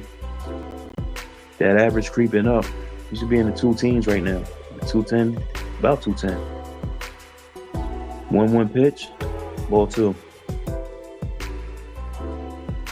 87 miles an hour. That's like a slider. Remember, Tyler McGill threw 82 pitches in 5 innings. This will be pitch number 70 for Blackburn in 3 2/3. Strike two down the middle. So now the Rockettes down to their last strike. They showing the whole infield except for Acuna. The 2-2 pitch. Ground ball to first. That's it. Pete Alonso takes it himself. And the ball game is over. Tyler McGill is now 5-4. Paul Blackburn, his first save of the year. And let's go home, Mets. 13-5, the final score. Like I said, 6 home runs in the game, 2 for McNeil, 2 for Alonso. Brett Beatty and Francisco Alvarez going yard as well. Like I said, I had fun streaming this weekend. And, yo, that's all I got right now. 3 hours and 12 minutes in, y'all. This was a fun one. You know what I'm saying? Holla front and holla back. You know what I'm saying? Thanks for checking me. And that's both live and in the future. I guess I could thank y'all in advance for that. But yeah, like I said, that's it. That's it. I don't know when I'm coming on next. Probably out. I don't know. It's either Washington or Tampa Bay. One of those games. One of them. But, you know, like I said, if you're in New York, their next telecast is on Father's Day.